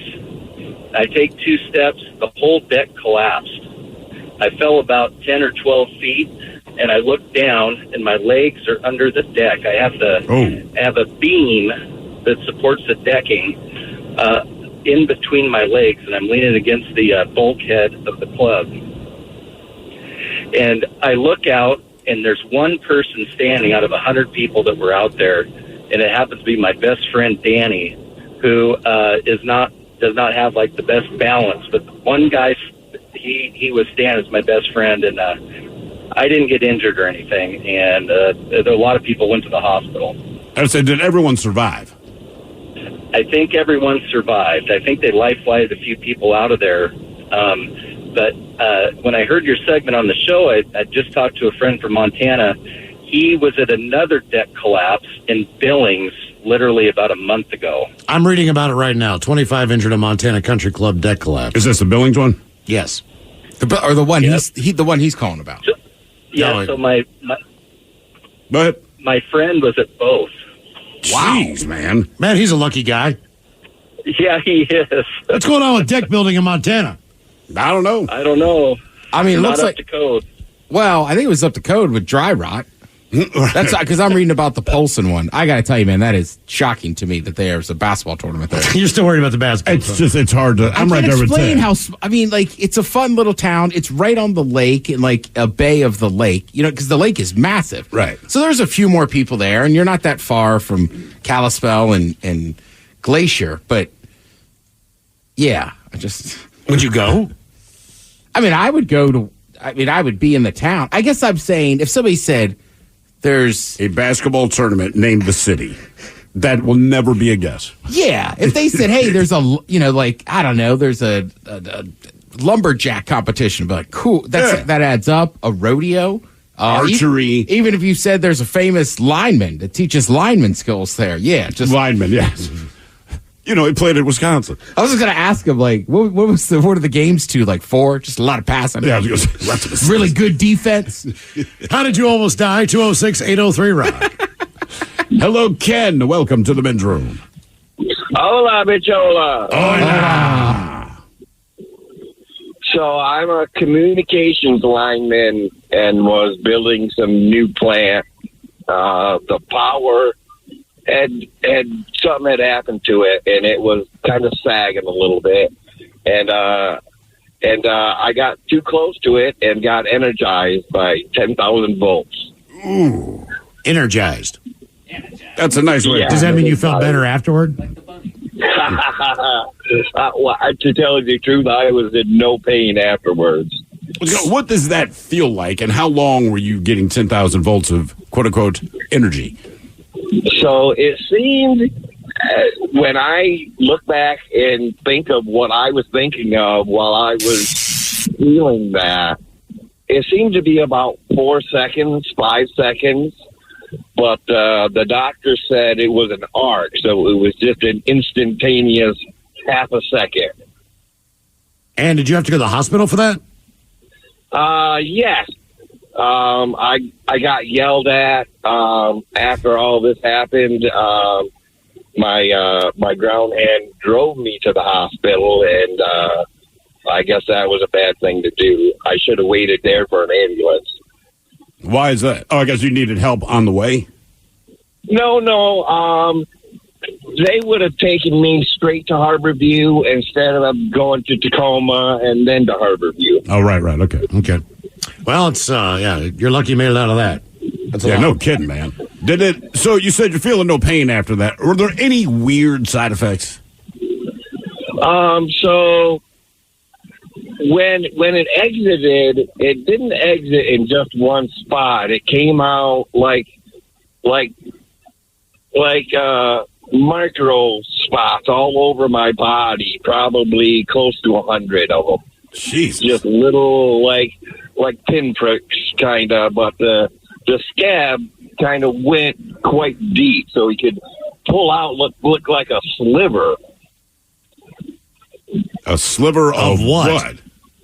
Of scab. Sliver of okay. scab. All right, a sliver of scab. I've never heard those words together. Just a wee sliver of scab. How did you almost die? 206-803-ROCK. You know, when you say it with that accent, it sounds like something fancy that I know is disgusting. They're trying to sell me. Would you like a sliver of scab, sir? Well, the first time in England. You're not on right. Hello, Jay. Welcome to the men's room. Liquor and whores. Liquor and whores. How you doing, fellas? Doing great. I'm 46. This happened 26 years ago, but I was in the Wenatchee Forest near Leavenworth, and my buddies and I were riding dirt bikes, and it's raining outside. There's a bridge. My buddy's going across it. He slips, falls, crashes.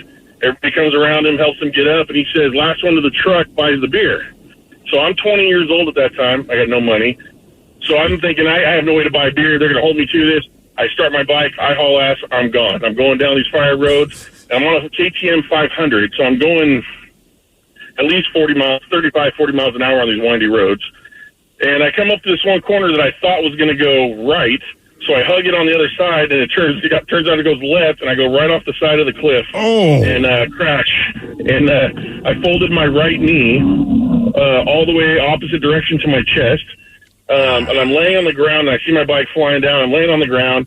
I see my buddies come up behind me. They saw me go off the side of the cliff. They stop, park their bikes on the fire road there, and I'm looking up, and I hear my buddy that crashed earlier comes right around the corner. He's like, "You mother, blah, blah." And he flies over them, and I see his butt in the air, like doing a somersault over me. And by the time everything gets sorted out, my leg, I'm sitting forward, my right knee is facing to the right with my foot facing upward. So, yeah. So there's a downed tree there, and I couldn't feel anything in my leg, and I thought, man, I'm stuck here. What am I going to do? So I start hitting my leg on the tree to try and reset my leg. And after about the third or fourth try, it goes back in place, and I felt this warm sensation go all the way down my leg through my foot. So my buddies helped me get back down to the bottom of the hill. I have to get on the back of my buddy's bike, and at that point I'm starting to go into shock, and we had to ride back to the trucks, get everything loaded up, and then from there it was about an hour and a half to 2 hour ride into the hospital in Leavenworth. So I get there. They are examining me. They're taking off my boot and everything, and they're asking me if I can feel anything. I said, I can't feel anything from my leg, from my knee down, blah, blah, blah. And they said, I told them about the warm sensation thing, and they had told me after the x-rays and the MRIs and stuff that if I hadn't have done that, they would have to have amputated my leg because it severed the perineal nerve. Damn. And it pinched the artery in my leg. Ooh, so luckily by doing that, I saved myself. But to this day, I still have a drop foot, so I walk kind of funny. But, hey, I still have a leg, and I'm still riding dirt bikes. So there you go. All right. That's crazy. Wow, man. That's, yeah, no. Still to come, the return of Who Sucks Less, and we have your emails on the way from the men's room at KISW.com. Therapy is known to be extremely helpful. But have you ever tried eavesdropping on someone else's problems? Listen to the new podcast, Say More with Dr. Sheila, starring Amy Poehler as the world-renowned self-proclaimed couples therapist. You know, it's funny, as I was making the appointment to come today. I'm sorry, I made the appointment. I booked the appointment. Listen to Say More with Dr. Sheila on the free Odyssey app or wherever you get your podcasts. When things feel a bit chaotic, Instacart helps deliver milk and sausage. Add a little life to your cart. Get stuff from literally all your stores, from baby wipes to albacore. Add a little life to your cart. Instacart helps get your groceries. Your first 3 deliveries are free. Download Instacart. Add life to cart. Terms apply. Looking to give the gift of pleasure? Add a little high heat to keep the desire burning. Or maybe you just need a little self-care. Come to Lovers for the best lingerie and toys to keep things hot this holiday.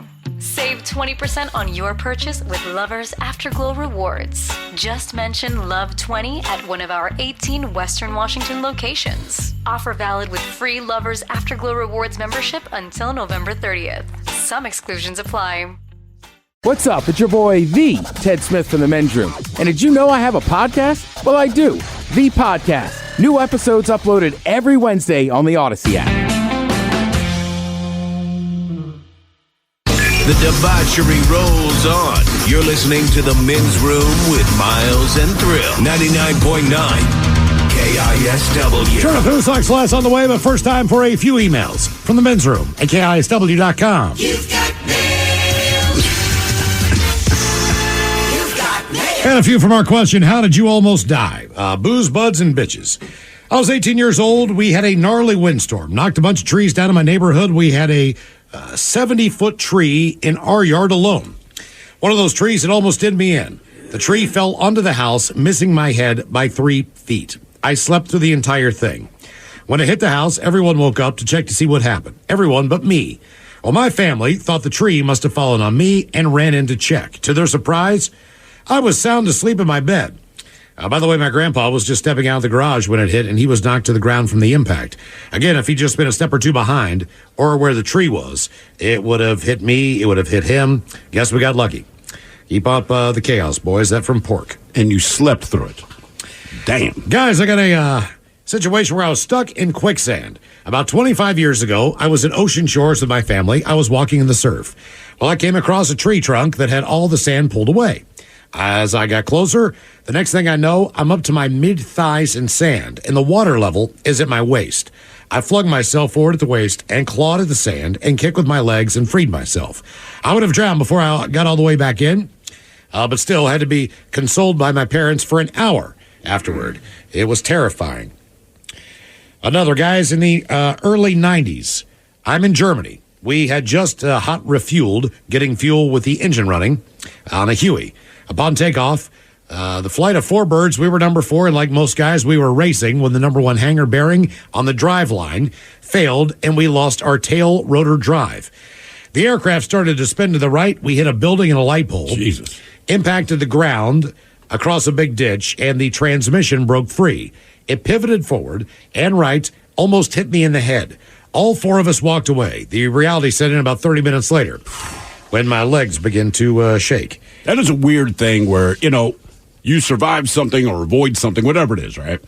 And your adrenaline is such that you're like, I am money. I'm good. You're telling your buddies the story. And seriously, 30 to 60 minutes later, when you really absorb what it is you just avoided, like suddenly you start shaking. You can't drink anything. You can't eat anything. Like, I need to go home, man. That was the snowmobiling thing. Right. Like, I made it back home, and then later on in the day, we were back at the house, and I was still pretty shook up. So I was like, maybe I'll smoke some weed. And I couldn't light it because my hands were trembling. Jesus. Yeah. On to the birthdays. Boo bitches. It's my coworker Liz's 29th birthday. She would be horrified for a big old bong rip. And Alan Thicke and the Dirty Germans talking about what they would do to make her day extra special using sign language. Thanks, guys. Rock on. That from Craig, Tiffany, and Sultan's mom.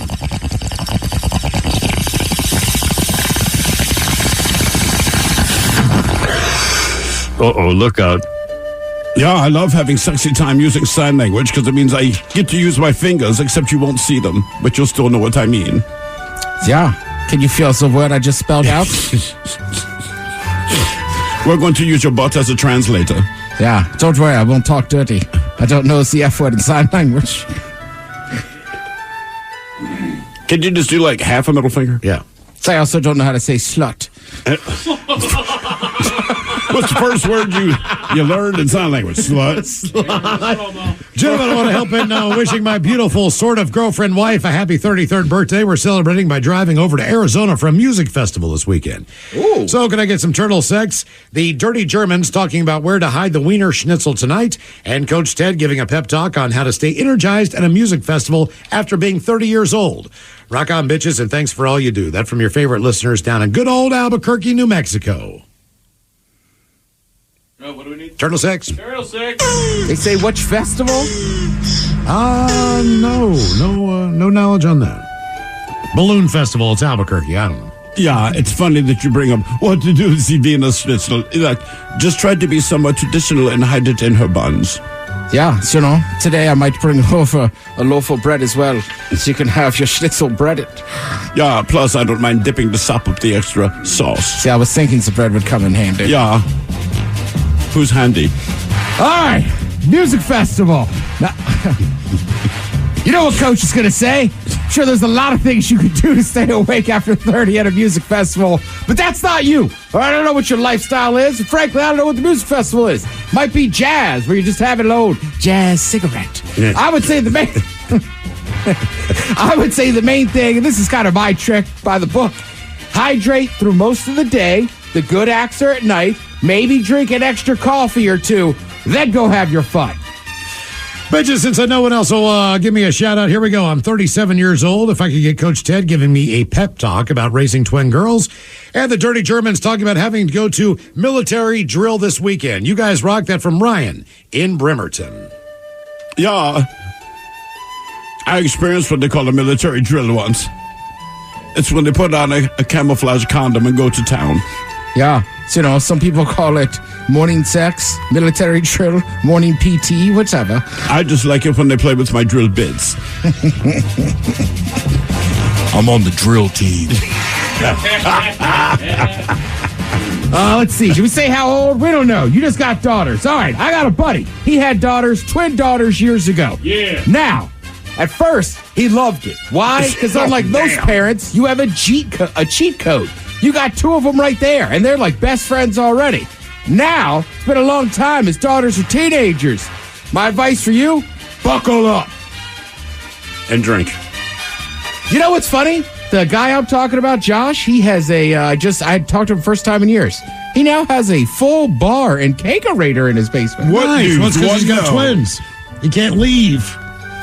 He's got to build it at home. That's what he said, and he coaches them and stuff. And he's like Ted. He goes, I don't leave. Mm-hmm. Yeah, in Germany when we say raise twin girls, that means get the nipples hard on both breasts. Yeah, so the thing is, just remember, don't let them end up doing beer commercials. Hello, guys. My husband, Todd, he's turning 47 today. He's a middle school special ed teacher. Nice. He loves helping the kids. Please play him a bunch of farts, and maybe Miles can tell him some dad jokes that he can share with his students. Love the show. Thanks, guys. That he can from share Gretchen. with his students, Miles. Yes. I found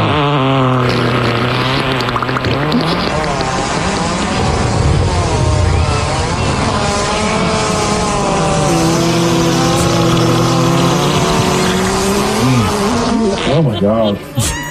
What was that? Okay, here we go.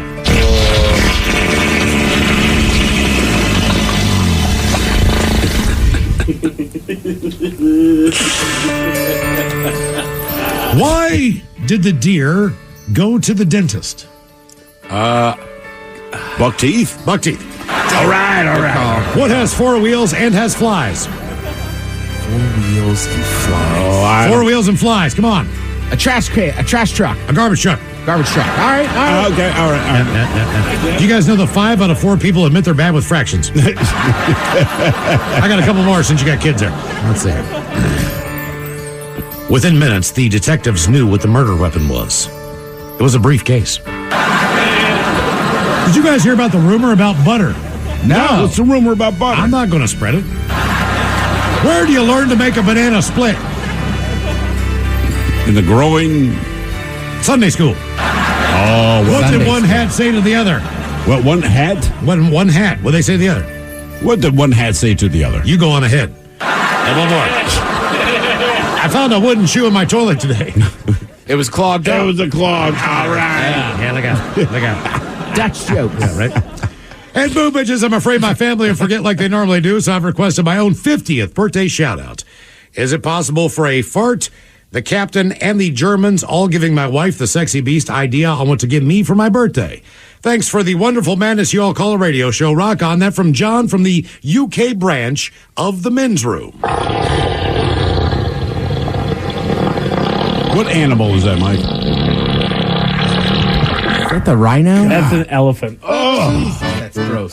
Ooh, well, ahoy there, and cheerio to the UK. Well, it's your 50th birthday. That's a special one. When the old Capitan turned 50 years old, all the mascots got together, but one of my favorite and least favorite gifts was from Little Debbie. I'll skip the original part, just let you know what she gave me for my birthday: chlamydia. Grunge bears. So, was listening to this captain's the good news is if you got that chlamydia, it goes away quickly. It didn't matter to me, Ted. I just kept plugging away. I figured I'd call him tomorrow and tell him, hey, you might want to go check. There's also a reason you're still not allowed to sail our rivers. International waters, my friend. No rules apply. It's like Outback Steakhouse says, no rules, just right. All right, guys, here you go. Happy, happy, happy birthday. Happy, happy, happy birthday. Happy, happy, happy birthday to you, to you, to you. Ya's a Dirty Germans brought to you by Men's Room Original Sausage. Available through Uli's World Famous Sausage, mensroomlive.com, and other fine retailers. Schweinefleisch. Now, the men's room wants to know who sucks last? Yay! Time for Who Sucks Last. Steve Thrill, who you bring us 3 stories each and every week from the news. It's up to us to determine out of the 3 stories which all suck, which one sucks the least. Now, if you happen to follow KISW on Facebook, Twitter, or Instagram at Men's Room Live, the debate is already underway on Who Sucks Last. Miles, it's not Twitter, it's X. Whatever. Or 10 if you're I still Roman. call it Twitter, Miles. Everyone calls it Twitter. Yeah. Jesus. It's still Twitter.com. Exactly. If you're going to relabel it, maybe change the branding. Whatever. Ted, just, a text came in earlier when Miles said we're coming up on Who Sucks Less, and it simply says Ted. Ted sucks least.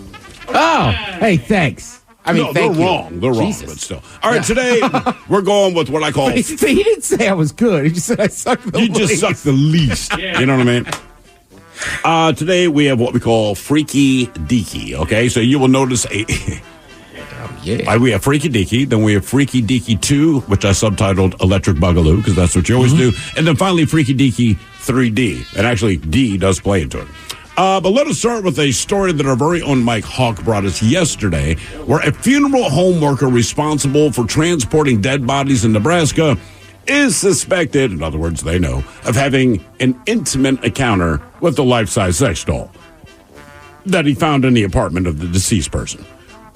41-year-old Ryan Smith and a colleague, they were dispatched to a home at the Rock Creek Apartments in Omaha to collect a body of an individual who died there. Quote, near the body on the bed was a very real life-size sex doll. Now, Smith subsequently called the property manager and claimed that the local sheriff had asked him to remove the sex doll to, quote, collect swabs for a biopsy. Well, Smith's strange request was denied by the manager, who later returned to the apartment to discover that Smith was inside of the unit, which should be noted was locked with a deadbolt and a chain. Now, after Smith exited the home with his shirt untucked and his pants in, quote, disarray, the property manager called the cops, who later busted Smith on a felony burglary charge. A post-arrest examination revealed that the sex doll was, quote, sticky. It appeared that, quote, something had rubbed her inner thighs. That's according to the police. A deputy collected the sex doll so that they could process it for DNA. He was fired from his job, which, according to the website, they specialize in removals, transportation, embalming, cremations, and ship-outs, and occasionally have sex with the sex doll of the dead person. Now we move to Freaky Deaky 2 Electric Boogaloo. A 24-year-old man, he was naked from the waist down, and he was caught having sex with a car. Now, when police from the Newton Police Department arrived on the scene, they commanded the man to stop having sex with the car, but he would not. Lieutenant Scott Powell of the Newton PD said, quote, they were trying to get him to stop and come out, but he was oblivious that they were even there. Police ended up having to tase him to get him to stop having sex with the car. Now, the man, according to police, was very drunk. He rang up a whopping 0.35 blood alcohol level, which, in case you don't quite know the math, that's about 4 times over the legal limit. Anyway, at more than 4 times the legal limit, police could not take him to jail. Instead, they brought him to the nearest hospital for medical treatment.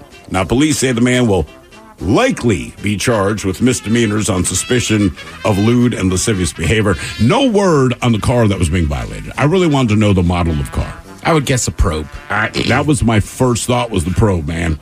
Honestly, the Explorer. God, and I tried to look it up. Dude, I really did. The Expedition. Anything that Ford makes, that's Wrangler. And finally, Freaky Deaky 3D. Miles, do you love golf? I do. Of course you do. Well, hopefully yes. You don't love it as much as this man. He was filmed having sex with the 9th hole of an English golf course. Golfer Stephen Gayton said he was just trying to complete the 18-hole course at the Brackenwood Golf Course when he came across the unusual scene. A shirtless man was lying on the grass, his hands around his knees, as he got up close and personal with the flagpole. After about a minute, the man places the flag back into the hole, pulls up his pants, and walks away. Now, Steve said, quote, He was by himself, and it looked like he was doing it for fun. He was trying to film himself. From where we looked, it looked like he had his penis in a hole while he had the flag in his butt. It's the weirdest thing I've ever had the misfortune to see. But you can still use your rangefinder to get the distance. Police have video evidence of the situation, but they have not found the culprit yet. So like I said, none of these are going to make you mad, but they're all kind of wrong. So again, the first guy, he works for the coroner's office, essentially. He works at the funeral home. And he had sex with the guy's sex doll that they found. Keep in mind, they found the sex doll next to the dead body. And he made it a point to go back to have sex with it. We have Freaky Deaky 2 Electric Boogaloo. This is the guy who was having sex with the car. He would not stop having, and if you're wondering, yes, it was the exhaust pipe. He would not stop having sex with the car until police tased his ass to get him to stop. And finally, a man having sex not only with the ninth hole in the golf course, but with the flag jammed firmly in the backside. The guy that was having sex with the car, 2 questions. Number 1, do we know if it was his car? It was not his car. That much I do know. And he was that drunk, but he wasn't driving. He wasn't driving. He just got caught having He was having sex with the tailpipe. Yeah, but it's still someone else's car. They had to tase his ass to get him. Also, like with a sex doll, that is a very personal object, I'm assuming, if you have one. I would think so. I'm pretty sure, succumbed to a heart attack while he was having sex with the doll. Oh, is that what they think is? Exactly. That's why he was laying beside him. Right, because he was laying next to it. Yeah, right? he was laying next to it. Yeah. So with that, she's good. You're just taking on the sloppy you-know-what's on the sex doll. So that to me is disgusting. It is. It's different. A sex toy, whatever. You put them in the dishwasher, you can clean them. But, I like it's a doll, but it's a full doll. But he even told the landlord, like, yeah, you need to give it to me. We need to take it down. Now, the guy in England who was found on the local golf course having sex. Ninth hole. Either he's built like a tuna can, because a golf hole is 4.25 inches across. I still can't hit it. But he can. But with a flag in his butt. Yes, that to me is the real thing. He put the flag in the backside. First of all, you're in someone's lie. So when they come up and they hit their next shot, you probably already done some damage to the green. If that guy misses his putt, he's going to be upset. So I'm going to go with a guy in Kansas who was found having sex with someone else's car. It's funny. Someone here on the text says the same thing. They say car effort sucks the most. Don't mess with someone else's car, especially that way. I like someone else says, that's effing exhausting. Hey. Here's my issue. The guy with the golf course, I'm thinking that's more of a prank because it's kind of funny. Yeah, they're all kind of funny. I'm just saying, weird stuff happens on golf courses. If I saw a naked dude humping the hole and had the pin sticking out of his backside, right, I would give it a giggle. I mean, I would laugh at any of these. The guy's waving the flag from the backside. I think we passed prank, Ted. I would also say that, like, the guy in Kansas, it's somebody else's car, tailpipe or not, don't touch it. The funeral home director, I'm saying he sucks the least, because I'm just assuming my man lives down there somewhere in Nebraska. Omaha. I don't know, Omaha is actually decent size. Right. I'm just assuming he's that hard pressed up to get laid that he didn't mind using a dead man's sex doll. Dead man's used sex doll. Recently used. That's why I'm saying he sucks the least. This got to be one lonely SOB. I'm saying golf course guy. You think he sucks the least? Yeah. I mean, it just, he made the other golfers have to wait a minute, but it's, hey, man, you do you, bro. I mean, honestly, I'm with you. None of them really, like, piss me off because it's like, there's what really are you doing? There's what really are you no doing? harm. Yeah. Right. You're just like, come on, man. Debate continues on Who Sucks Less if you follow KISW on Facebook, Twitter, and Instagram. Shout the dates coming up. You are listening to The Men's Room. I'm Snoop Dogg, and I'm giving up smoke. I know what you're thinking. Snoop, smoke is kind of your whole thing. But I'm done with it. I'm done with the coughing and my clothes smelling all funky. I'm going smokeless. Solo stove, fix 5. They took out the smoke. Now you can have a nice blaze without any clouds ruining your day. Go smokeless. Go to solostove.com. Tell them Big Snoop Dogg sent you. Dealing with an accident and injury claim can be overwhelming. Let Phillips Law Firm fight for you. We understand the pain and suffering, and we're here to guide you through. Call 1-800-JUSTICE today for a free case review, or visit justiceforyou.com and let Phillips Law Firm help you on the road to recovery. Getting older means a world of change, but some things still stay the same, like being at risk for type 1 diabetes, because type 1 can happen at any age. So screen it like you mean it. If just one person in your family has type 1, you're up to 15 times more likely to get it too. And 50% of type 1 diagnoses happen after the age of 18. So screen it. like you mean it. Type 1 diabetes starts long before you need insulin, and one blood test could help you spot it early and lower the risk of serious complications like diabetic ketoacidosis, known as DKA. So don't get caught by surprise. Screen it like you mean it, because getting answers now can help you get prepared. The more you know, the more you can do. So don't wait. Talk to a doctor about how to get screened. Tap now or visit screenfortype1.com to learn more. Again, that's screenfortype1.com, and screen it like you mean it. The Department of Education COVID-19 student loan forbearance program, the payment freeze ended in October, right?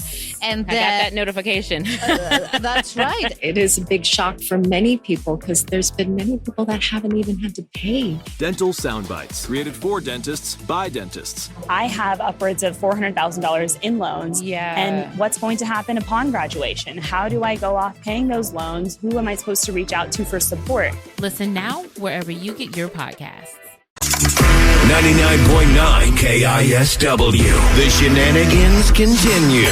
This is the Men's Room with Miles and Thrill. All right, couple of minutes. We'll drink your toast for the shot of the day. And we do have your headlines on the way at 5:50. But first, quick check out with Mike Hogg and some of the stories and headlines he is not working on. Thank you, Miles. A new study found that 16% of kids are, quote, fussy eaters.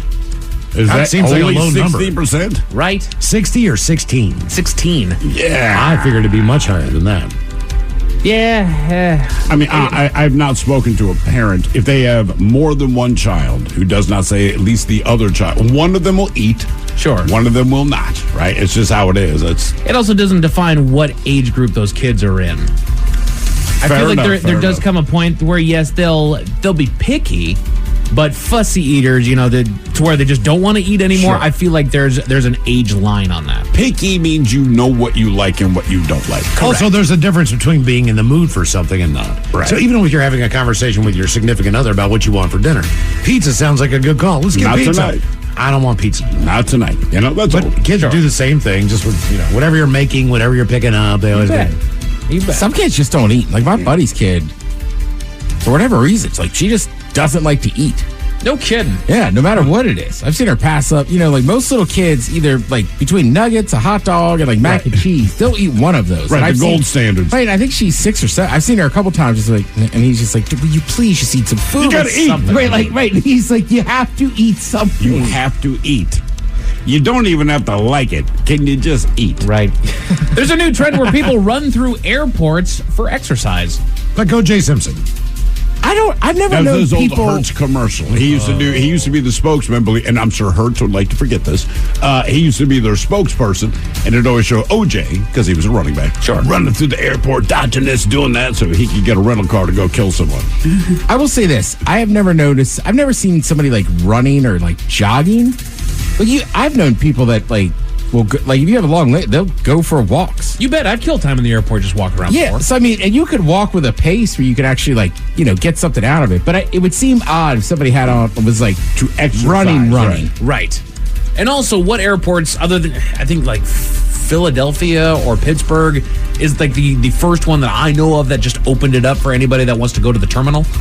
But I don't know of any other airports where you can't get through without a ticket. Because everything is so weird here. I will say, when we went to Germany last year, Munich, one of the craziest things, our plane landed, it's a long flight, we're all like, man, let's just get a drink. Sure. So we go to get a drink, we sit at the bar, and then there's this kind of nice-looking outdoor section. Mm-hmm. So I went out to smoke, and at that point I realized it's an airport and a mall and a pedestrian. Dude, it was cool. I mean, yeah, nice. It's Germany, so it's not Target, but the equivalent of Target's there. There's people doing shopping. There's people grocery shopping. Other people will come into the terminal just to grab a drink. Sure. And then go back out. And I'm like, this is the way it should be. Yes. Right? Yes. A 14-year-old cat in Britain just broke the world record for loudest purr. Do you have any audio of that? So it's like, 9? Damn it, Mike. I'm not working on it, man. Dude, it's the loudest purr. I'm aware of that, but it's a cat. Meow. Can we add it? Well, that would be a meow. Right, I'll tell you what it sounds like. Oh, purr. That's a big cat. Can you work on it for your actual headlines? You know what, Ted? For you, I will work on it. I can't tell if it's facetious or real. I can't either. I don't know if the audio's out there, but I'm going to give it a shot. Oh, all right, my bad. Check it out. You guys ever had something Maybe that it's just like, oh, it feels good. Yeah. I love being a cat. It's only a cat. Purr. Lower. Find the exclamation I'm this points. close to getting a cat. Dude, are you You've been going this to close to get getting a a cat for a- this normal close. cat or a cat that is like diseased, bedridden, wears a monocle? I'm getting a cat. got a chunk shoot out of its ear, Do you know this about cats, Mike? missing an eye? Because you're the only person that will care. Oh, my cat was but blind. Most, not most, a lot of the punctuation we use was based on ancient Egypt, and they based it on a cat's tail. Huh. Because when cats get That's why the curious, dots are there. they loop their tail over. Right. So they made the question mark when they're excited or irritated to go straight up. and down. So the point at the bottom is Right. all I'm saying. That's right. We know The what that top is That's their right. tail. Just think, when you do punctuation, Yeah. it's a cat's butthole. So stab that point as hard as you can. That's all. You guys ever found something just ugly when you were younger, but then all of a sudden, as you got older, I called her mom. started looking better? Oh, yeah. Oh, well, that changes my answer. Exactly. Things that were ugly, but then all of a sudden they started looking good. In fact, there's an entire list. The Men's Room Top 10. The Men's Room Top 10. 10 formerly ugly things now considered attractive. Your reflection? This is an easy one. Your mom.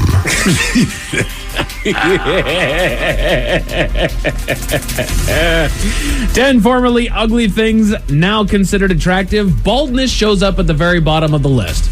It says no longer viewed as a sign of aging or lost attractiveness. Baldness is now embraced as a sign of confidence and charisma. Yeah. Well, and much like what you were saying, Ted, is, you know, especially for guys like ourselves where the hairline just kind of runs away, bro, give it up. Yeah. My son, he's so excited about his hair. You've seen him. Sure. He has the coolest locks you'll ever see. When he plays soccer and runs, everyone goes, he's really fast. I'm like, he might be, but it's because his hair is blowing backwards. Everything looks faster. And he makes fun of me. He and his sister like to make fun of me for being bald. Pat my head, blah, blah, blah. And I still haven't told him, bro, one day. It's coming, man. Oh, one day you're going to have a skillet, brother. Man, that's part of the bald life. Yeah. Right. Me and my cousins, my brother, we all did it, my dad and uncle, and they would go, whatever, smart, you know. And now we're all bald. Exactly. Oh, yeah. I'm kind of enjoying it. Like, yeah, keep talking. And the thing is that it goes away quick. When you see bald people, it's like, nah, bald people are old. They're in their 50s. Not anymore. No. I lost my hair in my 20s. It was gone. Because I held people on used longer. to hang on. Yeah. Like, I held on longer than my brother, but it was probably my, mid-late 20s. But yeah, my brother, I mean, I remember being in grade school. He was already, balding. Yeah. I did it to be Walter White one year. I went, actually, I got a pretty good looking head. This actually looks pretty good. But I'll tell you what, two of my uncles, I love them, but they still rock the Caesar ring. Like, throw it in. And that is a look. If you're confident with it, rock it. You bet, dude. Scars shows up on the list. Once seen as imperfections or signs of damage, scars are now appreciated as symbols of strength and resilience. It's funny, man. When I was a kid, when you're a kid, you meet adults. The adults had scars, blah, blah, blah. Always a story, but I never wanted one. Sure. Well, fast forward, I got plenty. You bet. But you do take pride in some of them. You go, Every scar's a story, man. It is. Right. Even when you're the idiot. Right. It's a book on the library that is your body, man. Thick eyebrows shows up. Once viewed as overly masculine or hairy, thick eyebrows are now seen as bold and attractive. Framing the face with confidence, they have become a strikingly defining feature. Or women? Bit of both. I don't know. Because I've noticed women seem to have thicker eyebrows now. As long as you don't mess them up to make them really thin and surprise looking. Right. Don't put the arch in there. That looks so stupid. But nobody does that anymore. Yeah, thank God. Yeah. Older ladies. Maybe an older lady. There is a small, but I will say it's. I cannot think of who she is now. A celebrity or model or whatever. Super thick eyebrows. You cannot ignore the fact they're there. And I'm like, she's hot. I cannot believe this. It's like mustaches above her eyes. Oh, God. Dude, it works for her. Pale skin. Let's go. Again, these are things F all of you. that were formerly ugly. Did you write this, Mike? That are now considered attractive. I didn't write this. Glasses. Once considered a sign of illness. One-syllable names. Not cursing. Won't say dildo on the radio. Most attractive. You drag it out, T. Drives a Volkswagen. Number 1, auctioneers. Damn, Mike, this list is good for you. Once considered a sign from Enumclaw. Once considered a sign of illness or weakness, pale skin is now seen as elegant and refined. The porcelain complexion has regained its appreciation, becoming a symbol of ethereal beauty. All right. I mean, look, if you're hot, you're hot. I don't care, but yeah. Let's keep going down the line. Red hair at number 6. Okay. In the past, red hair was linked to superstitions and misconceptions, but today it's admired for its exotic and captivating appearance. Okay. And for what the rumors are. I hate people said, like, oh, we can have superstitions. No one ever said, I do not want to plow that like the fresh-driven snow. You just have to They wear just like said, I want to have sex with a soulless Satan worshiper. Stab-proof vest. It's very important that you defend yourself. That's the only thing you need to know. The enemy is within your home.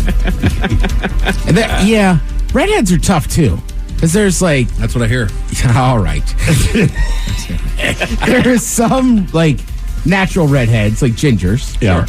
Right? And then there's some women that dye their hair to kind of look natural. And then there's some people that just have like legit like red hair. Yeah. Not like oranges, Daywalkers. gingerish.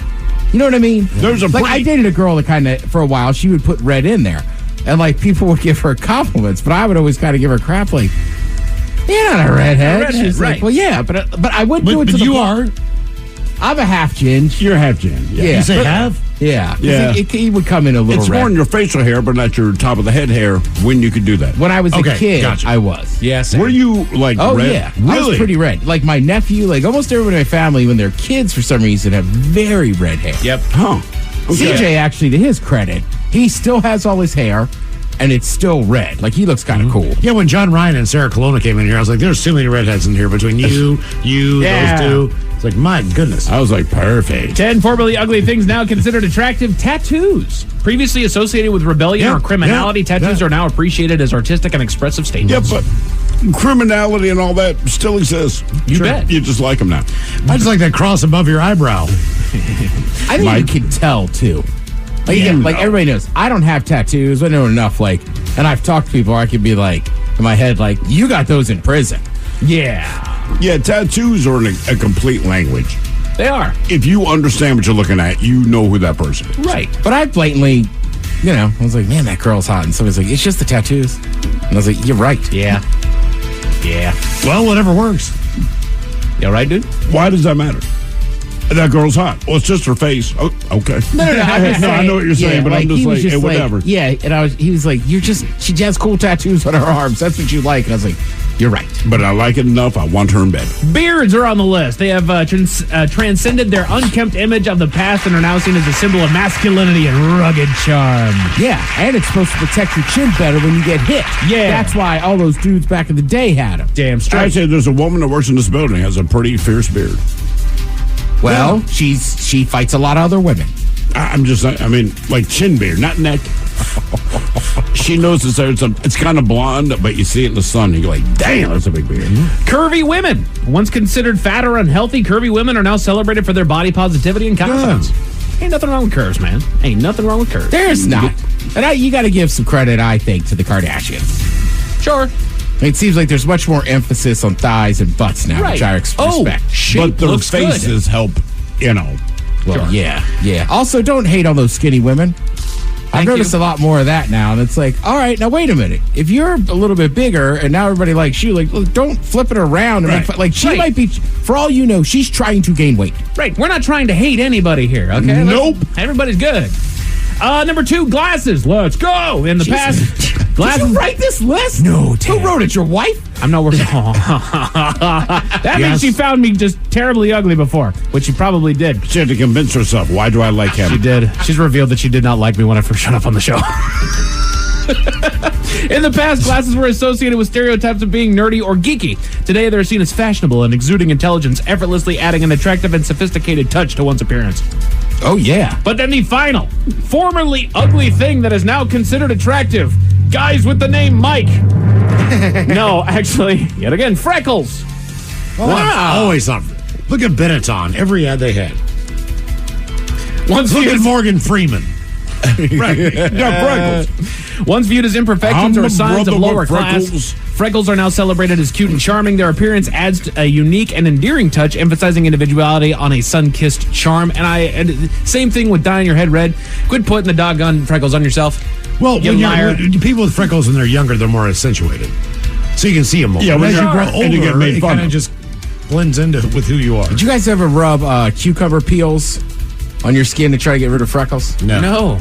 All right. Yeah, I was a pretty freckly kid. That was like I think it's an old Were you a wives- freckly kid? Yeah, it was like an old wives' tale. Yeah, man. Fat, red hair, freckles. It was not good. You were awesome. Yeah.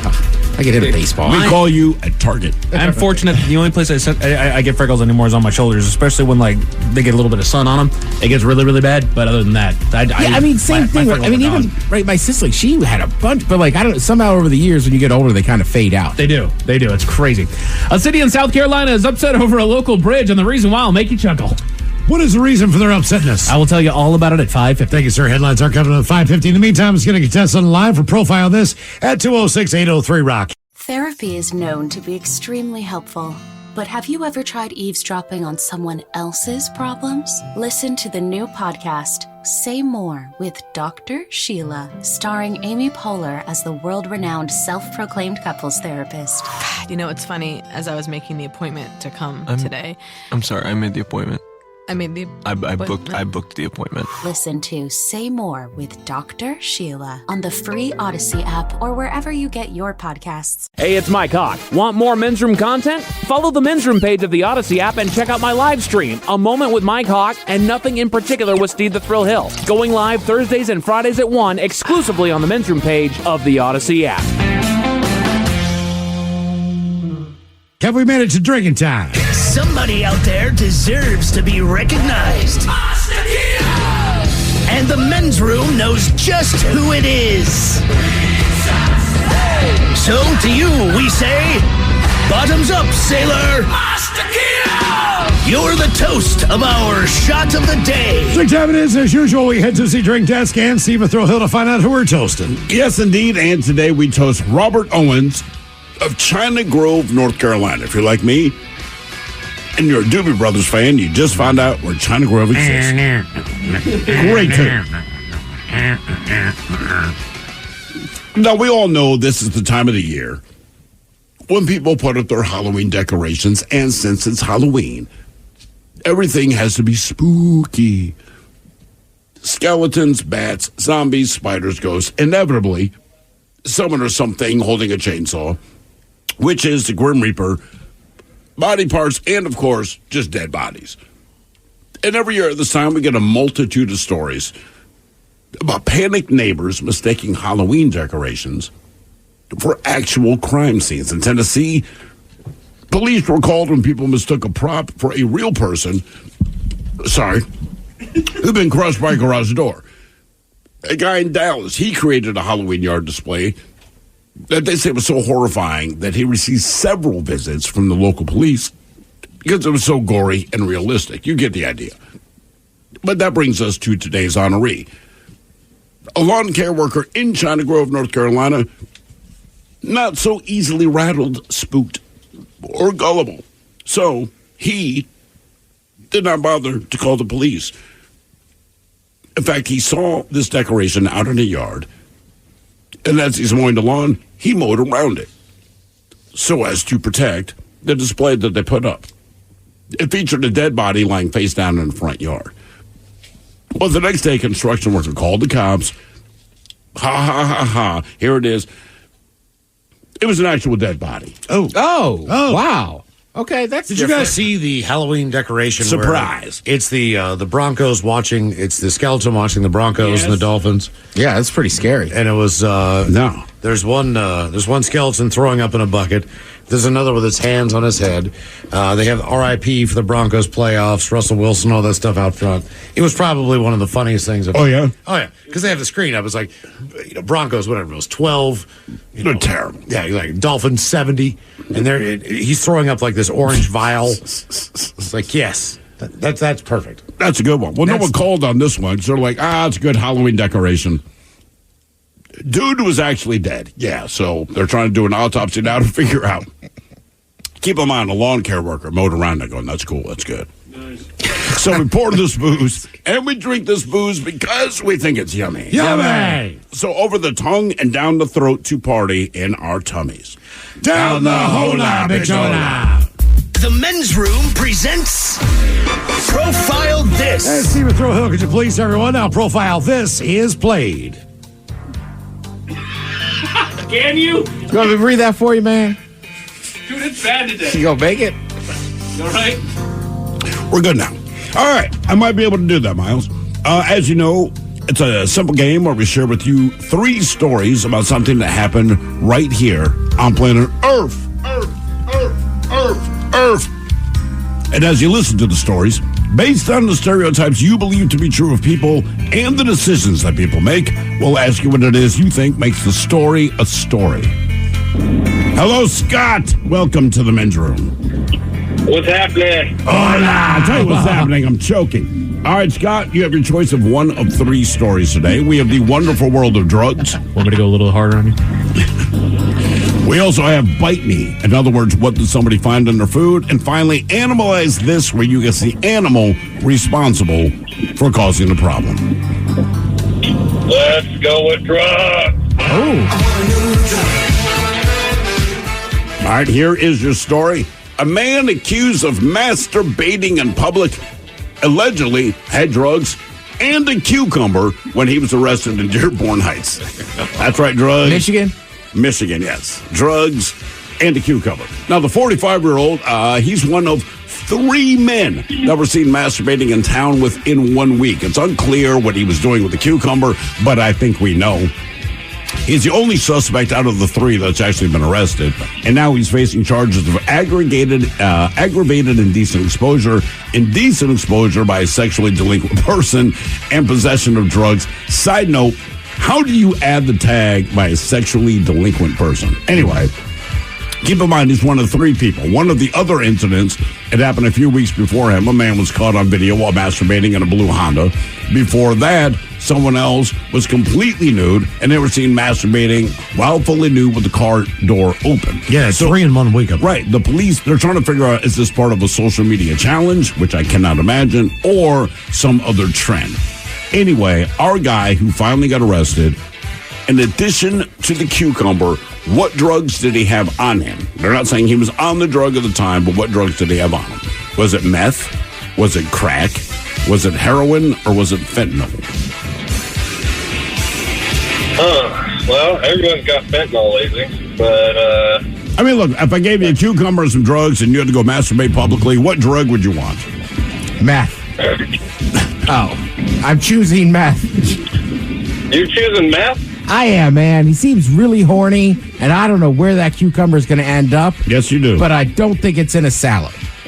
It might end up in a salad. I think that meth is going to make things shrivel. You know, I think he's going to have an issue. All right. Well, I think meth makes people horny. I'm not, in that category. So it's really hard for me to judge that. What are you thinking, Thrill? Well, I know the answer. The game. But I like what you did there. That's pretty cool. All right, Miles. I don't think you can masturbate on crack, because you need to smoke that about every 5 minutes to keep up your buzz. How long does it take you to masturbate? Oh, well, if you're on crack... How long does it take you to masturbate? It's going to take... You have not experienced cocaine yet. You don't understand how that messes with your system. I'm going to go heroin. Yeah, I'm going to go with heroin, too. I'm standing right here with you, All right, Scott. I got you, man. We'll do a little S&M. All right, was he on meth, crack, heroin, or fentanyl? We'll find out next. That was a tease. On Instacart, I can shop a huge selection of pet supplies, from that one brush that scratches him just right, to that extra comfy bed he can't wait to flop down in. And I get everything delivered right to my door in as fast as 1 hour. Okay, settle down. I know it's here. Yes, very exciting. Visit instacart.com or download the app to get a free delivery on your first 3 orders. Offer valid for a limited time. Minimum order $10. Additional terms apply. Instacart. Add life to cart. 99.9 KISW. We return to the Men's Room with Miles and Thrill. All right, the category is drugs on Profile This. We got a man accused of masturbating in public with a cucumber. And not that he was using the cucumber, he had one on him. This was in Michigan. There were 3 different guys that were busted masturbating in public in 1 week. He just happened to be one of them. Not that he was on drugs, but he had drugs on him. Correct. Question is, was it meth, crack, heroin, or fentanyl? Scott, that's the very question we posed to you. Not to ask you, what do you think he's going to do with the cucumber? Because I think we all know. But what drug was he on? Now, Miles Montgomery and yourself, Scott, you agreed that it was heroin. Mm-hmm. It was not heroin. Okay. Vita Smith, you went with methamphetamine. Correct. You are correct. Oh, the horny drug. Well, yeah, and meth for a while was very big in certain communities because people would do meth and then just have a lot of unprotected sex with each other. Hey, but this guy, no unprotected sex. Don't sell it. Cucumbers. Yeah. That's why some kids in the car going, what is this? Well, no, it was very dangerous, and it wasn't good, right? Because some of them already had diseases. But that's how I know meth is kind of like the one that really amps people up that way. That's how you know. Okay, buddy. Whatever, man. No, we got your back. Well, there was free showers. Sure. Now for all TV news all the time for TV Time with Ted. And now, because your pathetic life is confined to countless hours in front of a talking box, the Men's Room presents TV Time with Ted. Oh, boy. All right, your choices today. The Jibbies. Fallon and Kibble. Seth Meyers. Writers. Or Ted Smith. Is it Ted or is it late night? It's right there. The title. These guys have teams of talented writers come over their monologues each and every night. It's up to you to determine, is this an actual late night joke and from whom, or could it be a The Ted Smith original? The full cast was just announced for a new Law & Order called Law & Order Toronto, Criminal Intent. Yeah. Every episode ends the same way. The judge says, how do you plead? Sorry or not sorry? I think it's Fallon. Ted Smith. This should be Fallon. Full cast was just announced for a new Law & Order series called Law & Order Toronto, Criminal Intent. Ooh. Yeah, every episode ends the same way. The judge says, how do you plead? Sorry or not sorry? Walmart is offering the limited Van Leeuwen Kraft macaroni and cheese ice cream. Okay. It's a great way to make sure your death is ruled a suicide. Myers. Yeah, Seth. That is Seth. Walmart has announced they'll offer the limited edition Van Leeuwen Kraft macaroni and cheese ice cream. It's a great way to make sure your death is ruled a suicide. I don't get it. I'm guessing it's just some. I don't know the brand. Either do I. Okay. Let's see.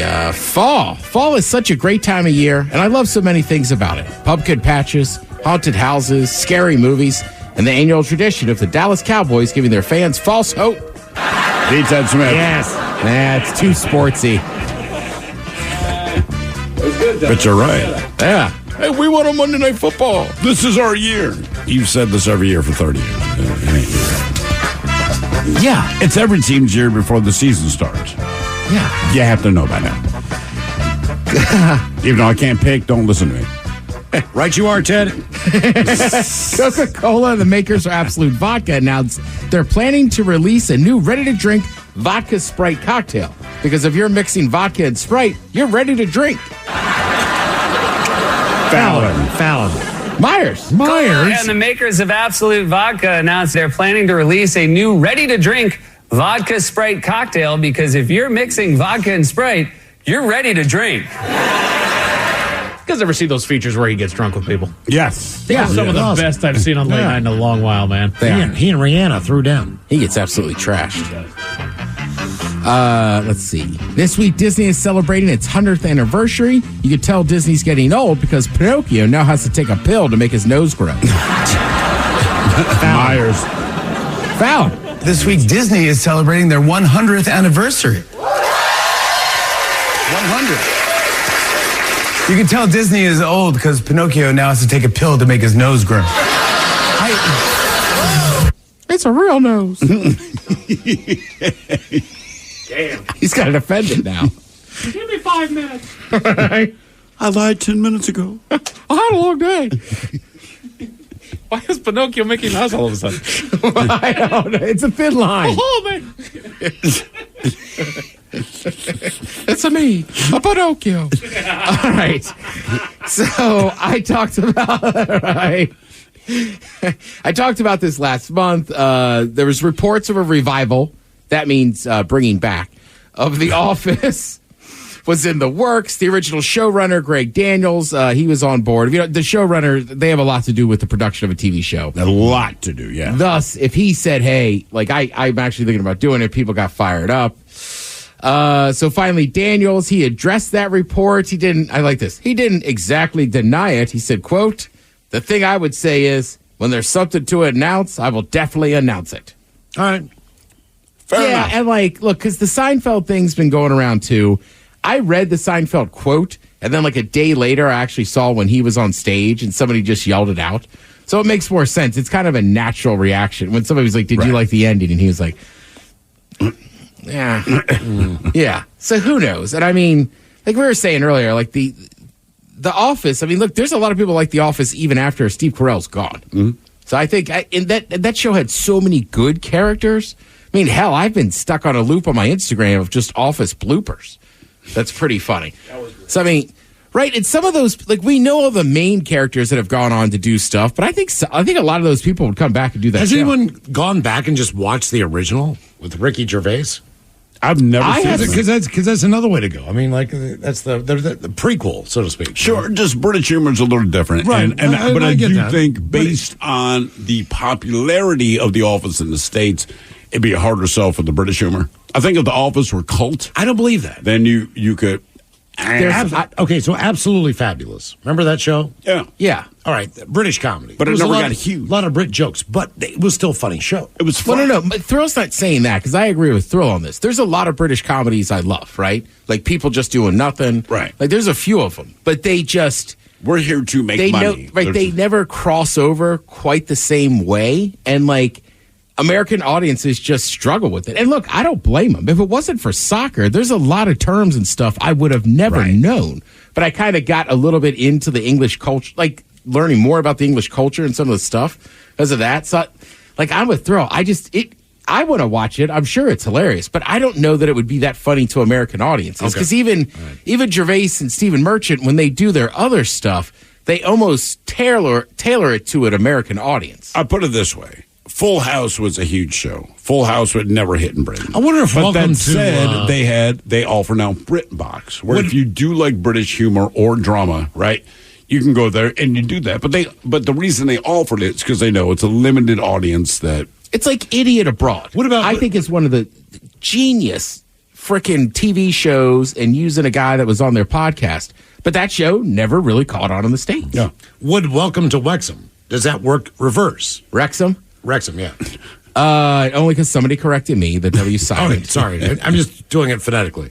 Here's the deal, though. Imagine trying to think, because we don't have relegation in American sports, but I'm trying to think of, like, I guess you could see any open.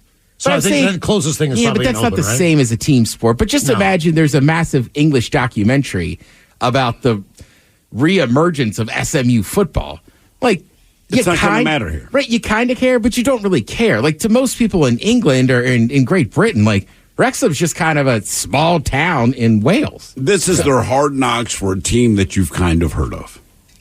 Right. I mean, they were in the last division. So, I mean, like, it's a great story. I think they're getting more press now. I think it's awesome that it's bringing people to watch soccer. But I don't know that people over there would care as much because you're just like, they're never going to play into the teams we play. Yeah. You know, I mean, there's certain. You're right. Tennis Open, but those are opens. But I guess if you were saying like the Lamar Hunt U.S. Open Cup, which involves MLS teams and like any pro team, you could maybe do it on something like that. But it would have to be pretty amazing. Yeah, it's really just that relegation system that makes that show so exciting because those people, you know what I mean? Like I always say, we could do it with baseball. But imagine, and this is no shot at the Aqua Sox, but imagine you get to the point where the Mariners are playing in single-A baseball, and all the pros are going to play up in Everett. Because they're going to get pumped up. Right. Correct. So we would stay Mariners fans because we live in Seattle, but like after a while, like it just... The rest of the country says you suck. That's why you got relegated, right? I mean, look, on the other end of that, again, watch the show on Sunderland. All right. Because that was a massive club. They have an 80,000 seat stadium, and they can't get back up. And it's the opposite. It's gut-wrenching. It is sad. It's terrible. People are losing jobs. Nobody wants to play there. So, I mean, that's the good and bad of that system. When you get promoted, hey, joyous times. But, like, you look at Sunderland, there's no L in it. Sunderland.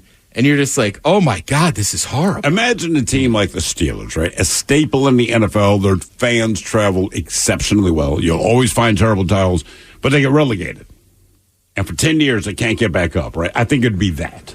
Correct, like, right. You got it, but they're just not for good English people, that would be terribly exciting, I think. For us, we'd be like, screw it, it's Pittsburgh. Mm-hmm. So that's why I think they're just kind of like Wrexham and Wales. Like, who cares? All right, we were talking about fall, or as I like to call it in the fancy English, autumn. That's very fancy. Isn't it? I've been working on that with some people. So here is, and everybody likes, you know what? I don't like scary movies. I'm going to backtrack that. But there is some movies I will watch that are kind of spooky. Like, what is the spookiest movie do you believe you could get through? Because you've always been like, I say this, like, I'll watch Halloween, but again, that's more suspenseful. Yeah, it's slasher. You know they're going to die. You just want to see how they die. Right, so that one doesn't bother me as much. I could do suspense. I'm trying to think the last, like, really spooky movie I watched. I don't know. I mean, I'll tell you, the spookiest movie, honestly, is Deliverance. You know what, man? I would not argue that. Like, no, that's something terrifying. that seems like it actually could happen. Yeah. So these are some family-friendly Halloween movies you can watch as we get closer to Halloween. They got the original Ghostbusters on the list at number 19. All right, fair enough. For scary? Well, they're saying family-friendly Halloween movies. Okay. Oh, family-friendly. Gotcha. So no poltergeist, none of that. No, none of those. Depends on your family, but yeah, chances are no. Melt you as a child. Hubie Halloween's on there. The Witches. I don't know either of those shows. I don't know. By the way, if you're looking for family-friendly shows, Ghostbusters. Good. Ghostbusters 2, even as an adult, much scarier. Oh, really? Yeah, with like Zor or Zoot. I never saw the Witches like Cher and Bette Midler and all that crap. I don't think it was That's Cher, the Witches of Easter. Right. That was just the Witches. Gotcha. All right, let's see if you guys have seen any of these. Frank and Weenie. I don't watch porn movies. I just watch clips. I think it's a children's show. That's Tim Burton, if I'm not mistaken. Yes. All right, how about that thing's got bolts in it?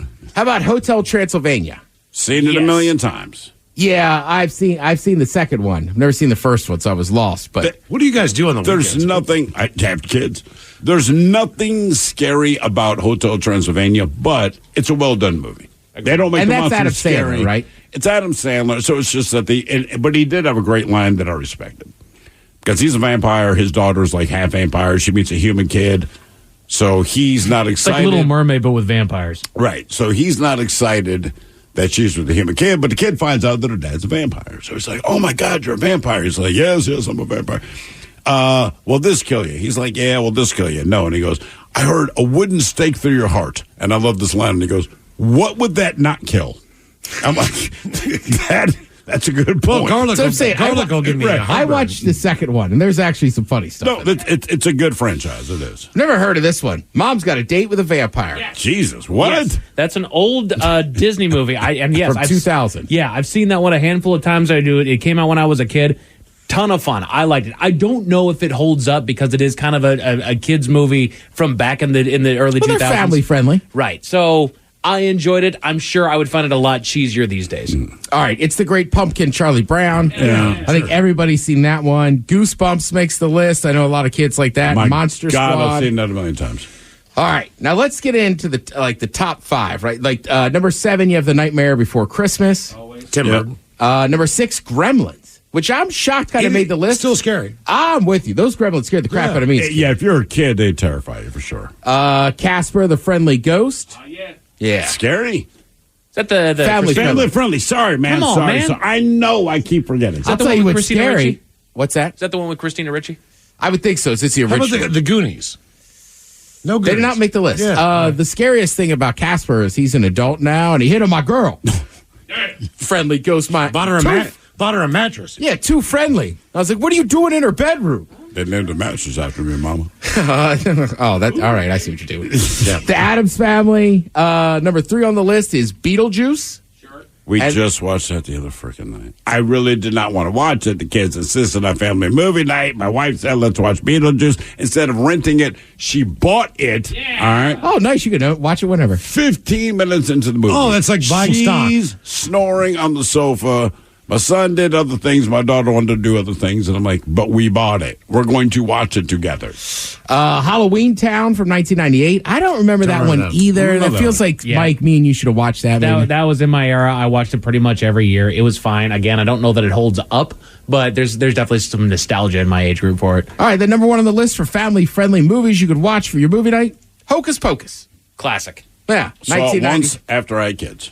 That was it was okay. It was fine. Hocus Pocus is the reason why I never understood why people gave what's her name, Matthew Broderick's wife, Sarah Jessica Parker. Right? Why they gave her so much grief? What do you mean? You got an erection. Oh, really? Indeed. Oh, nice. Indeed. Oh, dude, don't sweat that. I'm in love with the witch. I still think she's attractive. Everybody's like, oh, like her face, like, yeah, her face is weird. So walk up to her in public and be like, not blown away. Yeah, exactly. Let's see. Have you guys watched this show, Snake Oil, on Fox yet? No. I know what it is, but I have not. Yeah. Well, there's a new episode tonight. It's actually pretty funny. And Miles, Will Arnett, and your personal friend from West Virginia, Brad Paisley. Oh, really? Yep. Nice. That's cool. Personal friend. Will Arnett's on a new commercial. I can't remember what I saw it last night. He's in a lot of commercials. Yeah, the guy's doing some commercial work. He might not be doing stuff, but he's doing commercials. Thank you, Tim. We appreciate it. You're listening to The Men's Room. Looking to give the gift of pleasure? Add a little high heat to keep the desire burning. Or maybe you just need a little self-care. Come to Lovers for the best lingerie and toys to keep things hot this holiday. Save 20% on your purchase with Lovers Afterglow Rewards. Just mention LOVE20 at one of our 18 Western Washington locations. Offer valid with free Lovers Afterglow Rewards membership until November 30th. Some exclusions apply. The Men's Room returns with Miles and Thrill. Now, let's see what's happening in the real world. All right, here we go. Question. How did Harambe cross the road? Well, on a pedestrian bridge named after him. Meanwhile, a Florida man launches a Dodge into a canal and quickly learns how to swim. House squatters in Georgia run illegal strip club that included a horse. Phoenix, Arizona is the perfect place to smuggle endangered fish, of course. And an Oklahoma ice cream shop finds a man asleep in their ceiling tiles. It is time for your headlines. Now, it's time to hit the headlines. Here's my cop. All right, our top story. Actually, before we get to there, during the headlines that I was not working on, I was requested to do some extra work on top of all the stuff that I do for all you people in here. Because a cat recently broke the record for the loudest purr. And Ted, yes, let's hear it. I do indeed have the audio. It's going to shock you what this sounds like. Oh, my God. This is a house cat. That's a house cat. That's a mountain lion. Where do you think their hands were? Jesus, I'm with Miles. That sounds like a wild cat. Okay, right? well, I did pot it up because you weren't able to hear it at all. Oh. But there you go, guys. So there you go. Loudest Thank you, purr. Mike. Congratulations. That's what the loudest purr sounds like. Our top story, we go to South Carolina where someone beat city leadership to the punch. They recently have been toasting themselves on the erection of a brand new bridge that crosses over a local highway and did as many have done in the past, asked the community for their submissions on a possible name for the bridge. Unfortunately for the city, someone seized the opportunity to take matters into their own hands, formally submitting a title to Google Maps, which went through and was made official, calling it the Harambe Memorial Bridge, in honor of the gorilla that was killed after it mercilessly drug a young child around its habitat, threatening violence at the Cincinnati Zoo. To hammer the point home, a true memorial was erected along the bridge, complete with pictures, candles, stuffed animals, even a cigarette and a Pabst Blue Ribbon. Oh, all right. I get it. The city announced that they'll decide the true name of the bridge in the coming days. The memorial will be removed, and the name will be changed on Google Maps. I just like that they took that extra step. They submitted it to Google Maps like, no, man, this is the Harambe Memorial Bridge. I just liked how much you hate it. No, the beauty of it is this. So the city's pissed off. It's not going to be the official name. But until they officially change the name to whatever they're going to come up with, if you go to Google Maps, It is the Harambe Memorial Bridge. It is. You can probably still look it up now. What it is. They held the vote about 2 days ago, so it might not be. It might not still be there, but Google has agreed to that. Hell yeah! Like, dude. look, man, this is what was submitted. It went through the official application. You can change it, and we'll change it when you do. But until then, right? It's the Harambe Memorial Bridge. I kind of love it, dude. In other news, crazy story out of Florida, of all places. What? The story doesn't detail why, but police were on the lookout. I love this story. Look out for a man by the name of Johnny Yates. Okay, they're looking for Johnny Yates. Okay. They followed protocol and came to a reasonable conclusion of where Johnny may or may not be residing and decided to run a car out there to go and check on it, right? Luckily, unprovoked, the resident of the home that they were checking had seemingly decided to save officers some time as the house was adorned with a whiteboard that had a message for officers, quote, "Johnny Yates doesn't live here." I saw that.